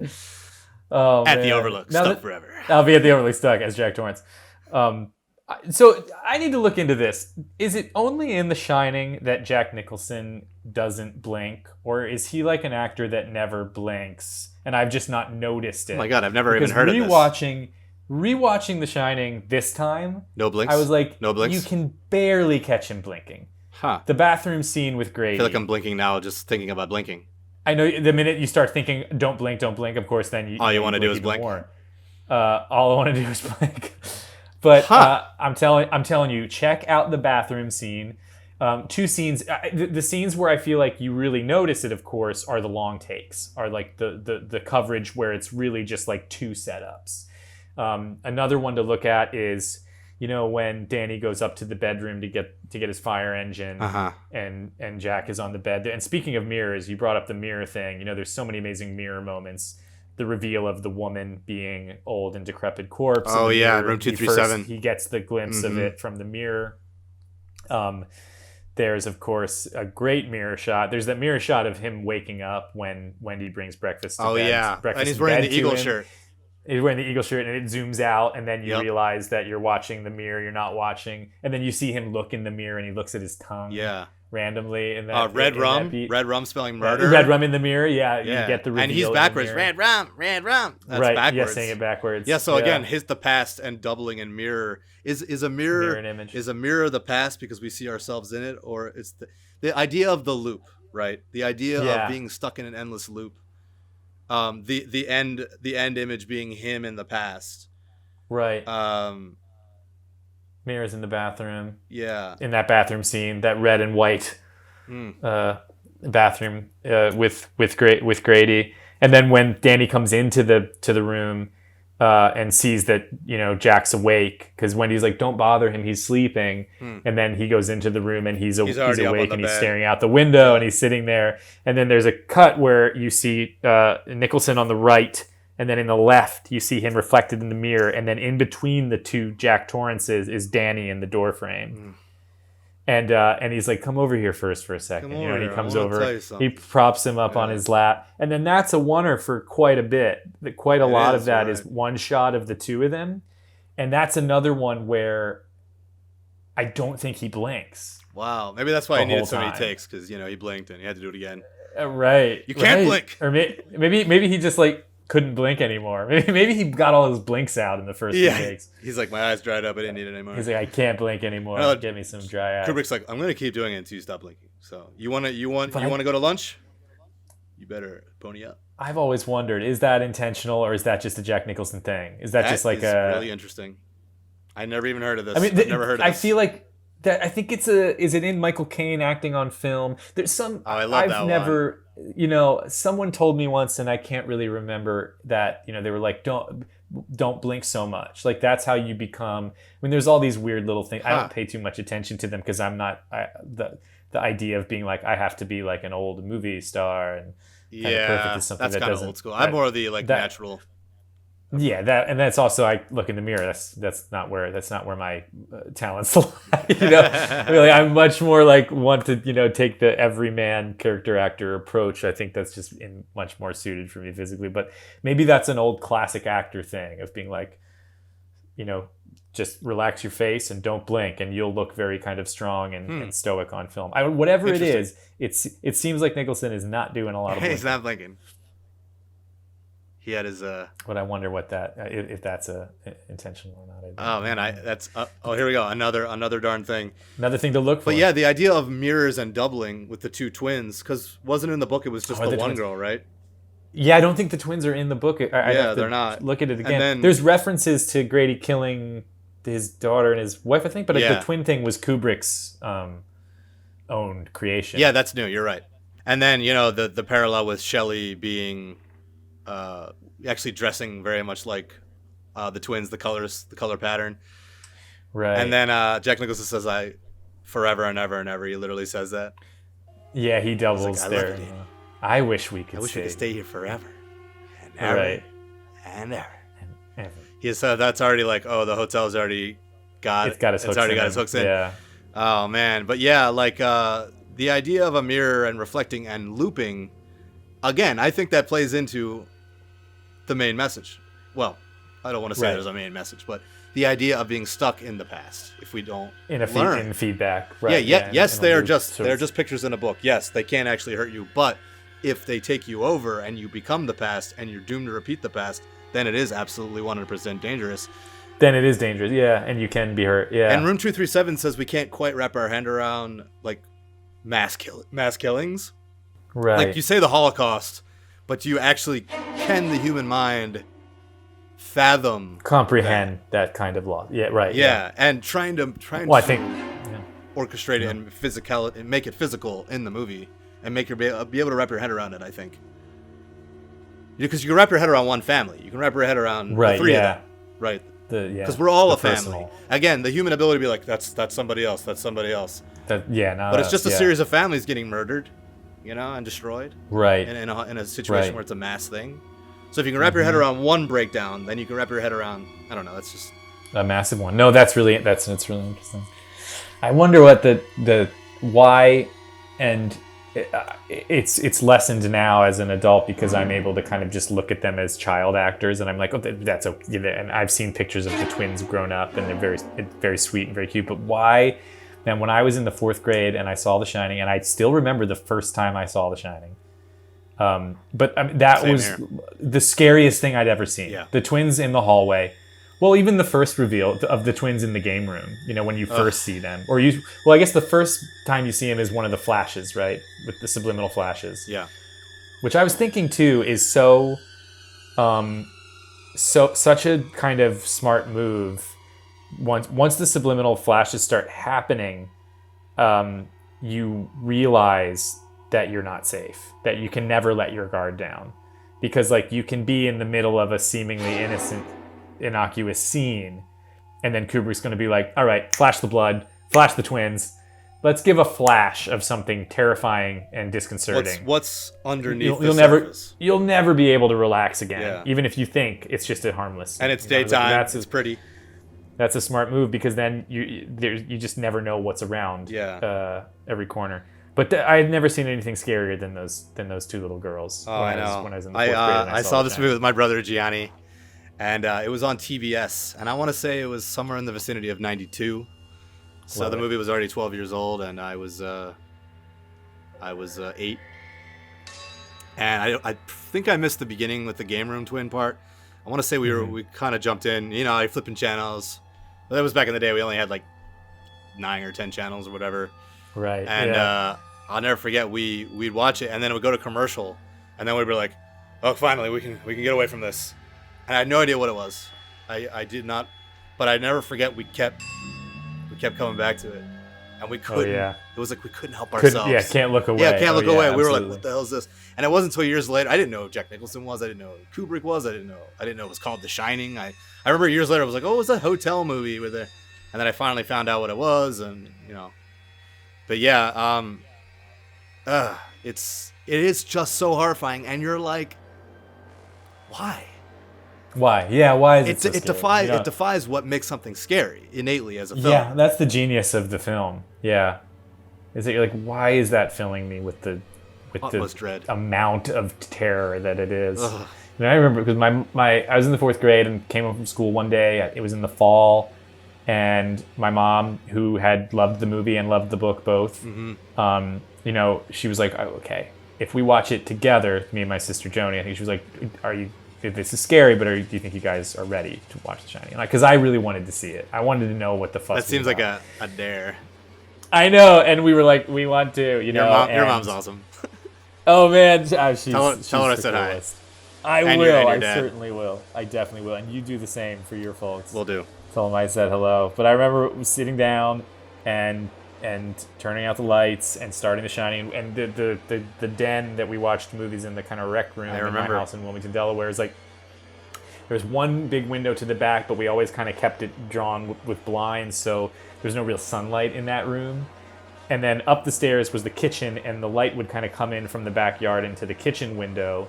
And I remember we started the movie in the daylight because it was like a November night maybe, or something like that. And I remember like being so focused on the movie and so terrified that I didn't notice like the sun going down and Becoming kind night. of early, like around 5 o'clock-ish in the wintertime. And it wasn't until the movie ended and the credits rolled and we turned the lights on downstairs that I realized the kitchen light was off and it was dark up there. And the phone rang, I think. And when you're a kid, you want to go answer the phone. It's fun. And I remember I was like, I'm not going up there. Like I was like, I can't go up there after that. way. I was so rattled by the movie. I was like, there's nothing. I've never been so scared.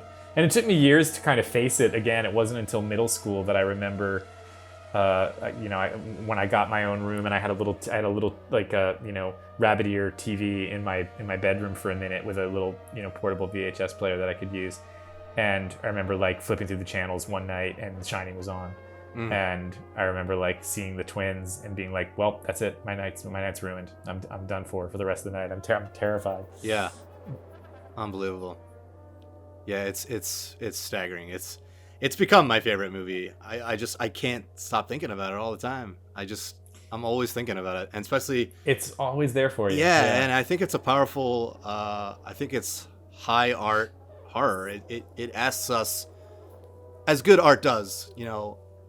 It analyzes the human condition and what can we do better? How can we, like you said, if we're gonna make it through this year, if we're gonna make it through this horrible period, we gotta learn some lessons, and I think we gotta hold the mirror up to ourselves and say what's really going on here, and that's true horror. Right, that's true horror. I mean, you made a joke about looking in the mirror. You're a beautiful man, by the way, and it's right back it's at scary, you, buddy. It's scary to look in the mirror and really what he's seeing, and I think it takes guts, but we have to encourage ourselves as a species to say, if we're gonna get better, we've got to take a good hard look at ourselves and take ownership.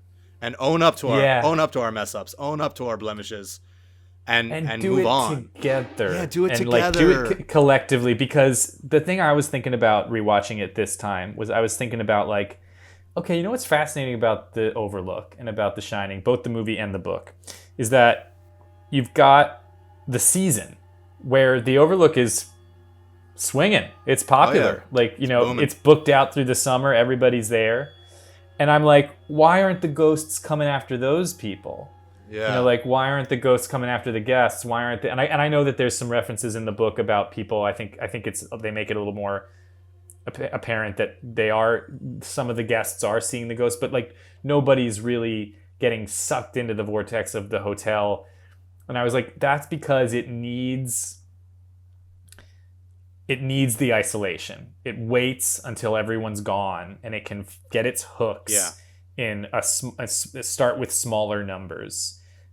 Recruit small. Like, let's just go after the caretaker and their family. And I was like, that's how we fall, is alone. Is when we are divided and there is no unity. And it very much plays into the addiction thing too, which is like, they say that addiction, it wants to get you alone. It wants you to the point where you're like, I can't even go outside anymore. I'm just going to have to stay in my room with my drugs and my alcohol or whatever my vice of choice is. I can't face the outside world. And I can't even face my friends. I can't face my family. Can't face myself. I'm completely alone. And like, that's why the addiction metaphor in the book is so vital, because it's like, right, it waits for Jack to get there. It waits for the family to be alone. It waits to start turning them on each other. It drops these little scenes where Danny comes down from room 237 with the ripped shirt, and Wendy immediately suspects Jack. Oh, he must be drinking again. He must be hurting our kid again. So they start turning on each other. And it's like, what a great, twist, that the Overlook waits for them to be alone. It waits to give Jack the whiskey. It waits to destroy the family. It waits to just plants the seeds at the right time when they're vulnerable, to totally, tear them apart. And I was like, man, that's what it is. Like, that's why the division is so brutal and sad right now, that we are so divided, because it's like, you don't get anywhere with division. No. You don't get anything done. You don't achieve anything until people come together. Yeah, and that's how I'm seeing the Senate, and I just feel like they're just trying to sabotage everything right now, so that they could be like, oh, look, it's their fault on the next election. Sure. And to get us, because divided we fall, right? I mean, remember 2001, 9/11? United we stand, divided we fall. Like, trying to divide us, make it a race thing, make it a party thing. Like, wearing a mask is not a party thing. Wearing a mask is a health thing. That's why we're blowing it right now. We're not. So the federal leadership right now, and I don't want to get into it too much, but it's not good. Politicizing science. Yeah, politicizing science. It's never worked. It never worked before, and it's not going to work. And that's now. why it won't work in the future. We're crumbling, man, and the lesson is, it's so hard to see, but it's all there in The Shining. And I love what you said about the ghosts waiting till you're alone, because, again, trying to wrap your head around the Holocaust, like millions of people killed, like, it's just a number. You don't feel it. Right, but if you feel a family, there's a family, and you multiply that by 1 million, then it's like, okay, you can start to feel the scope of breakdown. Feel the scope of Yeah, we're feeling that right now as the death toll does nothing but surge. Here in the States, and it's like, you get the sense that some people have shut down. And they're just seeing the number as kind of gibberish or Greek, and they're not really thinking about what that amount of loss translates to. Yeah. And I love what you said about it's on somebody else. Being able to blame as a scapegoat, but what that does is it takes away from putting the mirror up to ourselves and saying, exactly, okay, like, even if it's difficult, to take a real look. Yeah. And like, we have been through some horrible, horrible times as a species, as a country. Everyone else, just look at the U.S. We've been through the Depression. We've been through world wars. But there was always a rising together that, and that's what stinks. Like in Independence Day, when the aliens come down, it took aliens coming down and invading Earth for Earth to all come together. No longer is this no longer is this an American holiday. This is a world holiday. And the Bill Pullman speech, famous, great stuff. But like I watched Star Trek, and that's an example of I'm watching a lot more even in this period because it's a version of humanity where we are together. We are working together. I think you want to get we want to crave those comforts. Yeah. So it's going to take us owning up and saying, and that's unfortunately something that a lot of politicians don't like to do or anybody likes to do. It's always, oh man, this or that. Oh, China. China. It was all the Kung flu. Like, are you freaking kidding me? Oh boy. Anyway, that's really it nails on a chalkboard. It's so offensive. It's so vile. It's so offensive and vile. And I'm like, okay, maybe it originated there, but they handled it better than we're handling it.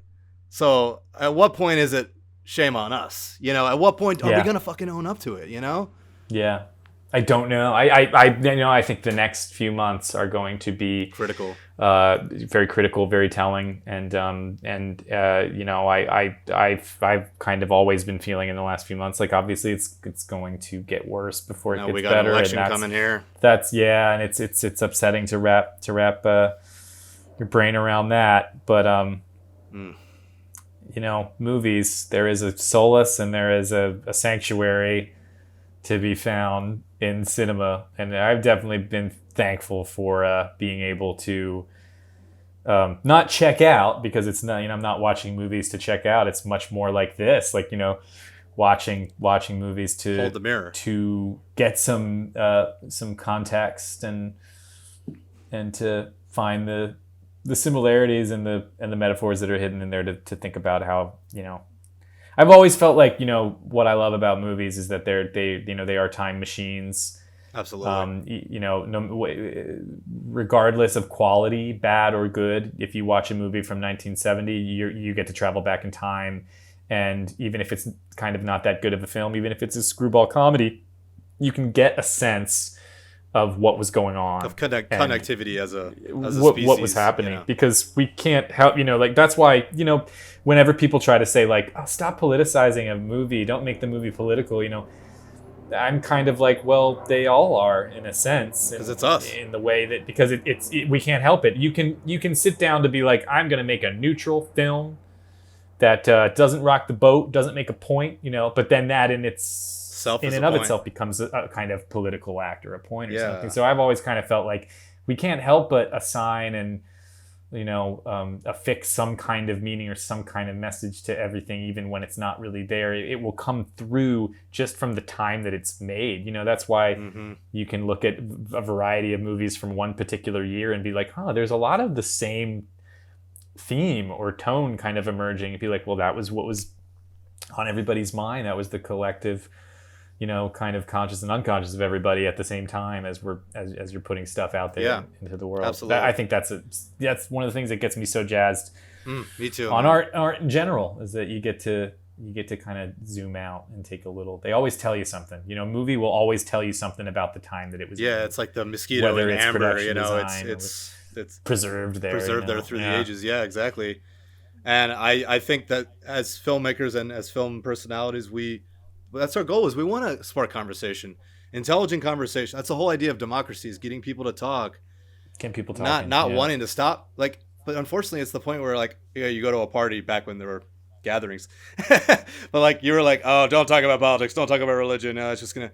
What sucks is we need to figure out a way to be able to do it in a way that's not so polarizing.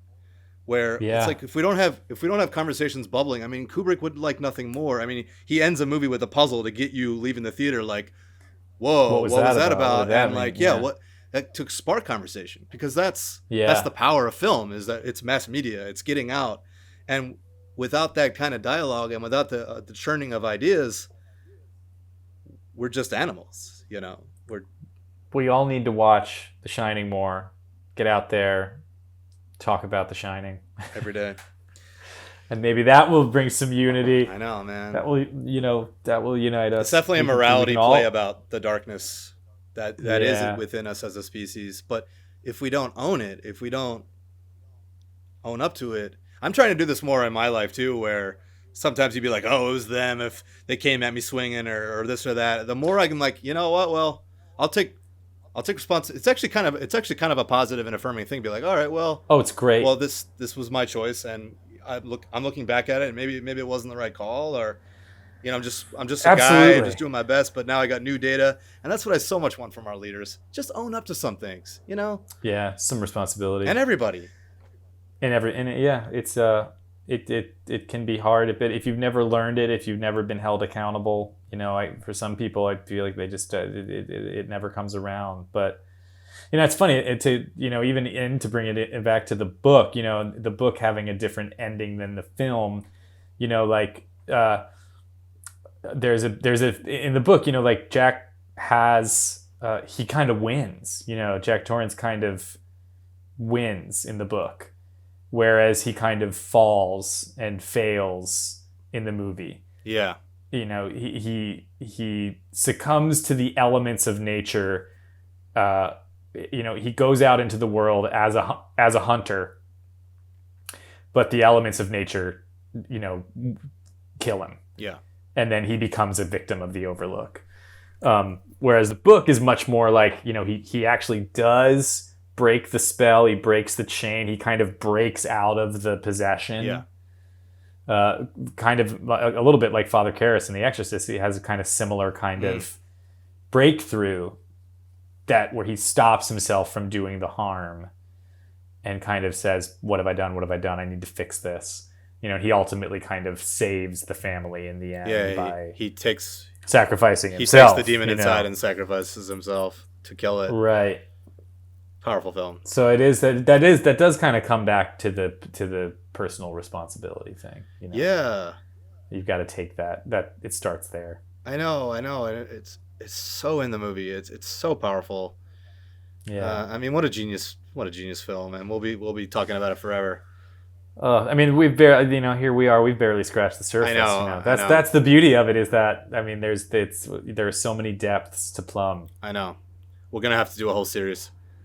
Yeah, if this kicks it off, maybe maybe we'll do another series where we reread the book and then we talk about it. That'd be great. Maybe we watch the miniseries. We talk about the miniseries. Yeah, I'm eagerly awaiting my DVD copy. Your arrival in the mail. Don't worry about that. I'm gonna go zip over to one of these days. I'm gonna go over to my storage space and find it, because it's in there somewhere. Awesome. It's gotta be. Is it? All I know is I taped that when that thing came out. I taped it off of TV, because they really lean into some of the, like, the croquet element. King definitely was much more loyal to his own book, because he wrote the teleplay. He adapted it himself. He even has a cameo in it at one point. But there's the scene in the book. Do you remember the scene in the book where it's not in the Kubrick version, where Danny comes out of the hallway and there's, like, the guy in the dog mask? Yes, I do. Which I've always thought of, that must be like the little reference that Kubrick throws in of the guest in the dog costume. Yeah. Or some people say it's a bear. I've read different man, bear, pig opinions. Right? Yeah, pig, whatever that thing is. But the dog mask is in the miniseries. Its effectiveness is maybe debatable. No, I'm gonna check it out. I'm gonna honestly go in fresh. And yeah, every Phil Gawthorne, who I met through you actually at the Underwater premiere, he was my first guest in the Fog episode. He said every movie is a minor miracle. We were starting to get a little slammy at one point, mostly me, but he was like, everything is a minor miracle that's made. Right. So I don't want to take away from any of that. I have nothing but the highest respect for everything. Absolutely. That's why I firmly do believe in.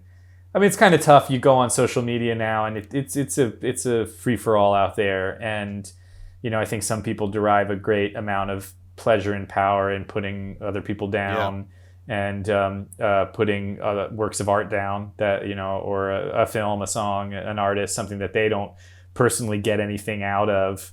And there's a lot out there that I don't get that much out of, or there's some stuff I watch where I think, wow, that wasn't really done very well, But yeah.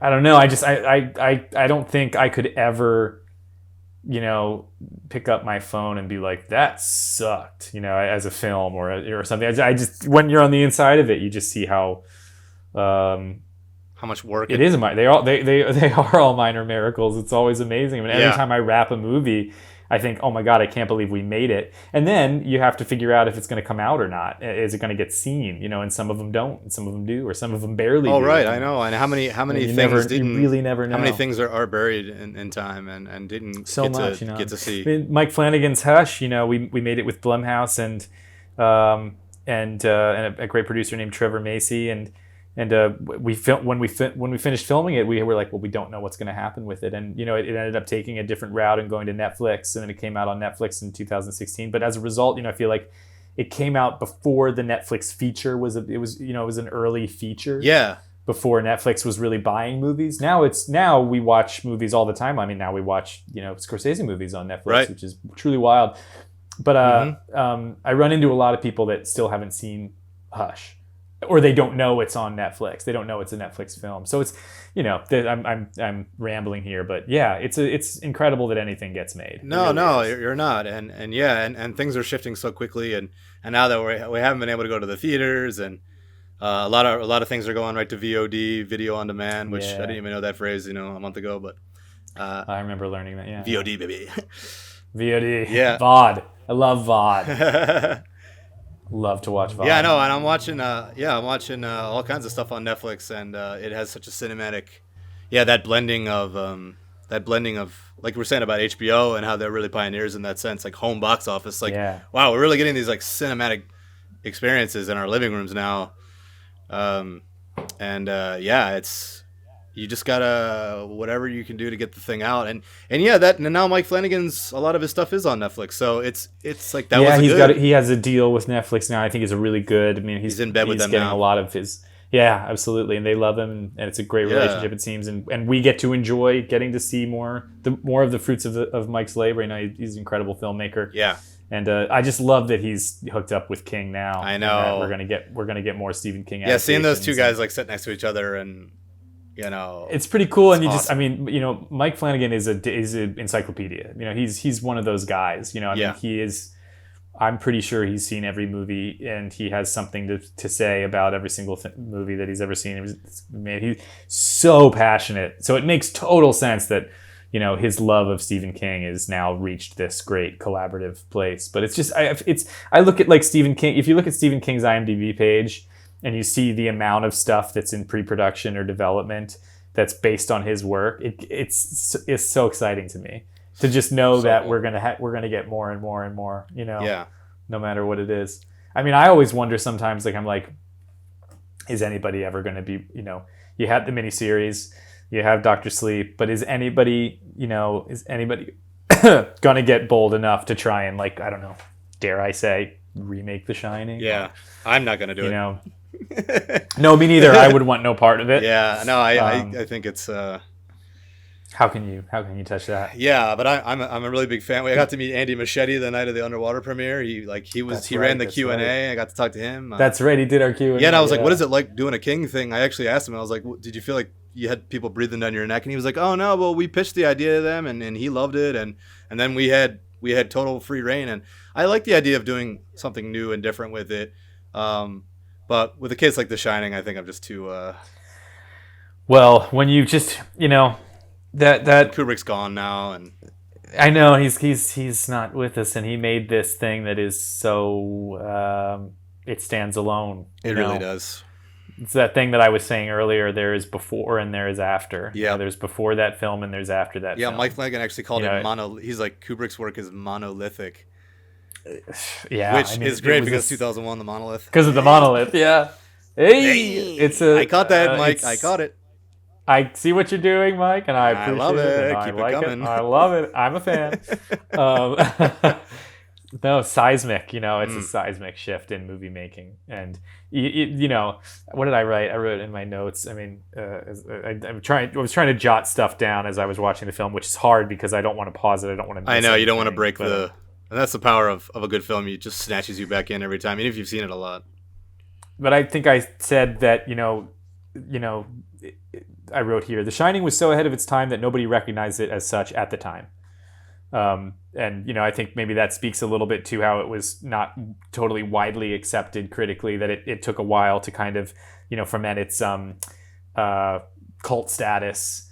Was that he was taking such big swings with all of those departments coming together in that bold way, having every element being so bold and taking these big giant stylistic kind of gambles with the horror movie genre that it seems like at the time nobody was able to comprehend it as groundbreaking. That it took that, going back to what we said earlier about not being able to assess things until you get a little bit of distance, it feels like it took some time for people to go, that thing was amazing. They're from the future still. I mean, I watched 2001: A Space Odyssey, and I'm still like, this movie is still from the future. It's 52 years old now.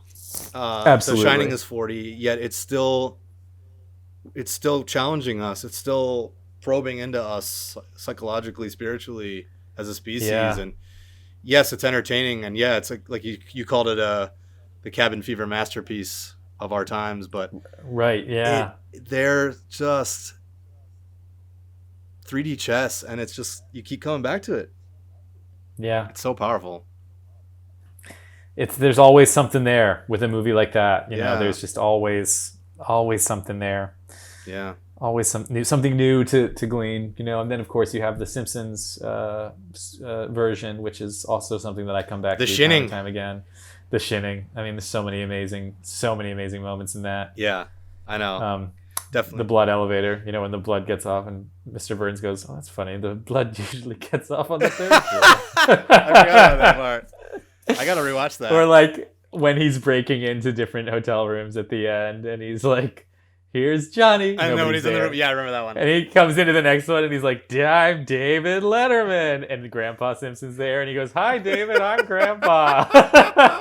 Oh man, I really gotta rewatch that. I'm gonna watch that right Dude, away. It's worth a rewatch. There's so many Simpsons, good ones. man. The no TV and no beer make Homer go crazy. Yeah, I remember that one.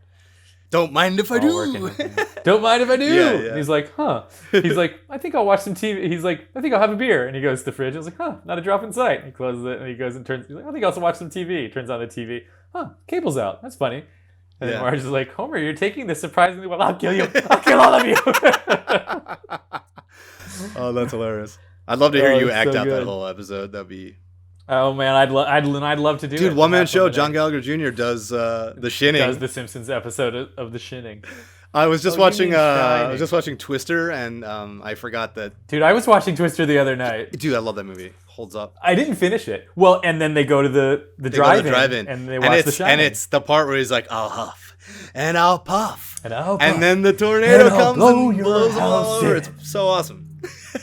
The delivery. What delivery? I know. And I assume you've seen the little kind of rough footage assembly, the documentary of that Kubrick's daughter shot on set. Oh, yeah, I have. On YouTube. I mean, there's some amazing gold in there. There's the shots of him getting ready. Yeah.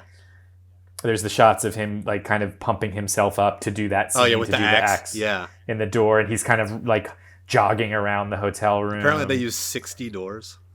60 doors. And Kubrick himself swung the camera with the axe. Apparently that was him panning. Now that is an inspired pan. Yeah, the pan with the axe. Oh my god. That's like, that becomes what a stroke of genius that one camera move is, Yeah. And it's just one little detail in it. Oh man, do the Nicholson talking about fame bit. Oh yeah, he talks about that. I love that when he's like, what does he say? He's like, well, the average actor, meets like 3 times the amount of people that a normal person meets.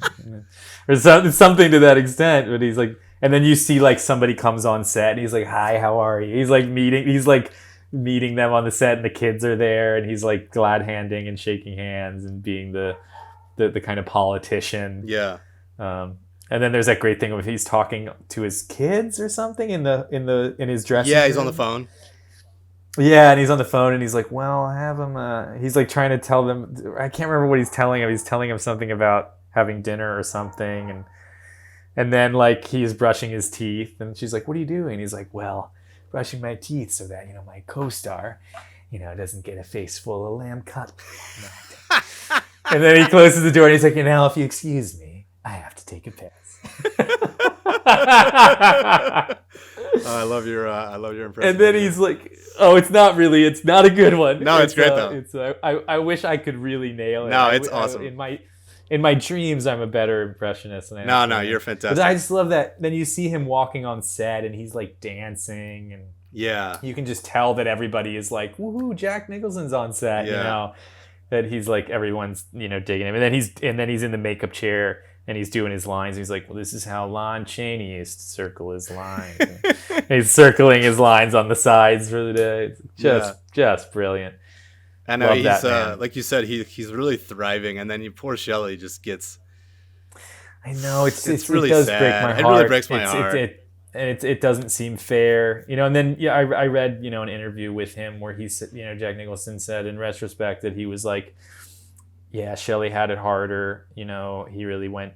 He was tough on her to try to get her to some place, and and he said something to the extent of one of the kind of most heroic performances he'd ever seen get delivered because she, she just kind of pulled this stuff out from the deepest, darkest places on such an empty tank. Can't imagine that. I know there's like that one part where like in that documentary where she's like lying on the floor. And she's got like a bunch of coats on her, I think, or blankets or something. And Kubrick just seems to be like, not.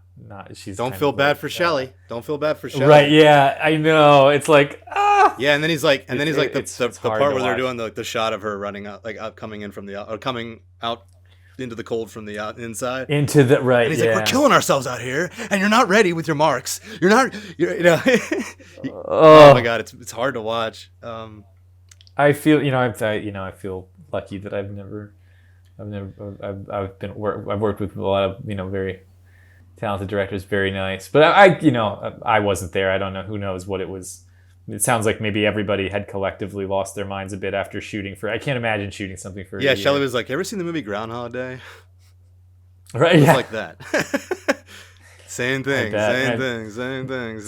Right. Over and over. Nicholson said that the script changed so much that he eventually stopped. Oh yeah. Kind of assembling the new. He was like, I'm gonna stop editing my script. Just give me the new pages on the day. Yeah, I'll memorize it right away because it keeps changing. And I'll get it because it keeps. Yeah, there's shots of Kubrick literally like rewriting, like in the corner on his typewriter. That's incredible. Oh yeah, there's Kubrick's parents come and meet Jack, and that's when he's like, "Oh yeah." Oh, that's who he's talking to. I learned to just. I just don't even look at the script anymore. Because it changes so much. And then Kubrick's just kind of smiling. He doesn't say anything. He's just like...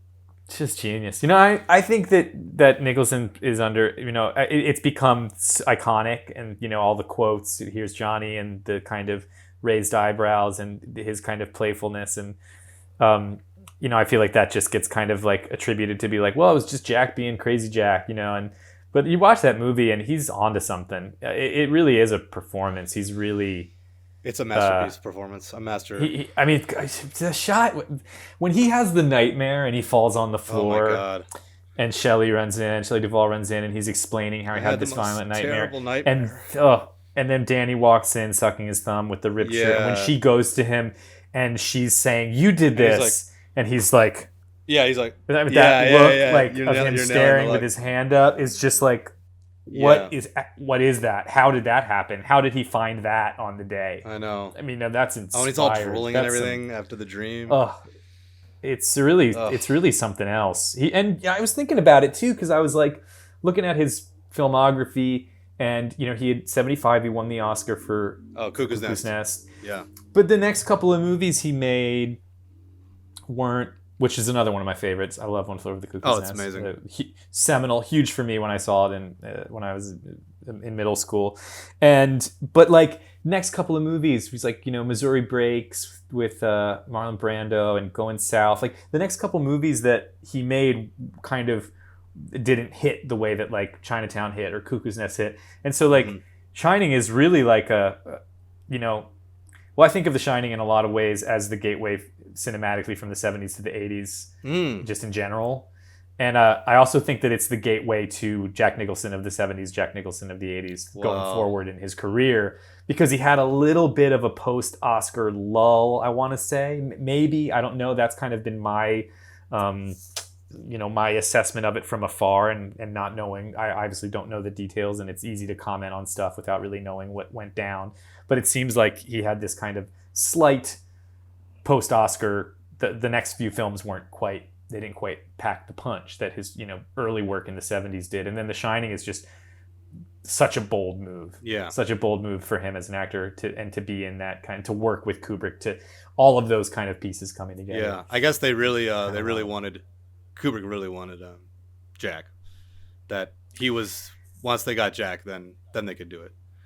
It's pretty incredible. And of that, I mean, when you go back to, okay, so who were the leading men in the late 70s? Right. I can't picture a single one of the guys who were around then playing that role. Yeah. You can't picture anybody in that red jacket. No. Lumbering through the maze. No, I couldn't. It's no way. He's awesome. Well, John Gallagher Jr. Love him. Hey, man. I think we did it. I think we did it, man. I really think you and I need our own spin-off series here, man. Dude, hey, let's do it. Yeah, hey, during lockdown, during quarantine, you know where I am. You know how to get a hold of me. I have a lot of free time. I'm here at the Overlook Hotel. I'm at the Overlook Staring Hotel. out the I'm window. The caretaker. You've always been the caretaker. Well, dude, it's there. I don't know that I don't know who I enjoy talking about movies with more than you. Did that sentence come out right? There's nobody I like talking about movies with, but I can't talk. It's done. There's no way for me to say it. You're my favorite dude to chat. I've destroyed your mind by about making movies. you do this for so long. My brain is much. Yeah. No, but I love chatting movies with you. Always have. It's wild to think that we've been. I can't think of another. We're coming up on 20 years. 20 years, baby. I mean, we used to stay up at your house in Delaware. And I would stay out past my curfew, and we would just sit in the den talking about horror movies. And then I would have to drive myself home terrified. I wouldn't be able to make it up the stairs without being terrified after your orating abilities, talking about scary stuff. You made up the term fumbling with the keys at the door. You're like, I was fumbling with the keys. Oh my god. Oh, I really fumbled. I fumbled many nights trying to get into the front door. There was one night where I was so scared I called my dad. And I was like, can you come open the front door so I won't, and stand there so I won't have to walk from my driveway to the front door? And he was like, okay. He's like, what are they doing over there? I was like, what is John and Andrew talking about? What are they talking about? Scary horror stuff. Movies. Oh, okay. Oh my gosh. Spooky stuff. All right, brother. Well, is there anything you wanna mention before we close? I'm gonna put your stuff on the text on the episode. Oh, yeah, but man. Is there anything you wanna mention? Well, speaking of horror movies, I'm in a horror movie that comes out in October. It's called Come Play. Come play with us, Danny. Come play. There you go. It was originally called Larry. It's based on a short. It's written and directed by a very talented young guy named Jacob Chase, who's an emerging horror filmmaker. Ooh. It's an Amblin movie. Awesome. And, it was supposed to come out in July in theaters, and it got pushed because of the pandemic. And it is slated for a theatrical release in October.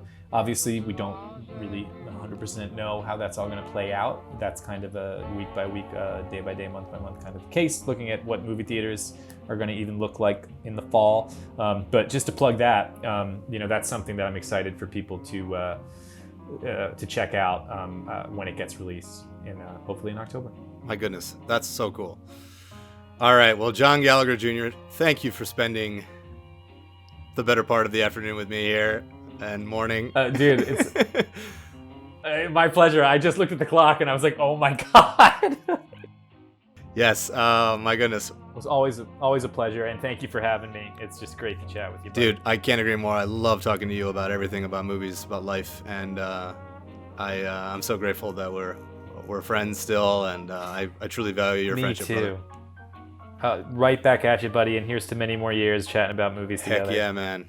All right. John Gallagher Jr., everyone, thank you so much. Check him out on Westworld and in everywhere else. Gotta see Hush. See him play a killer. It's the best. All right, brother. Take care. Okay, buddy. You too. Be well.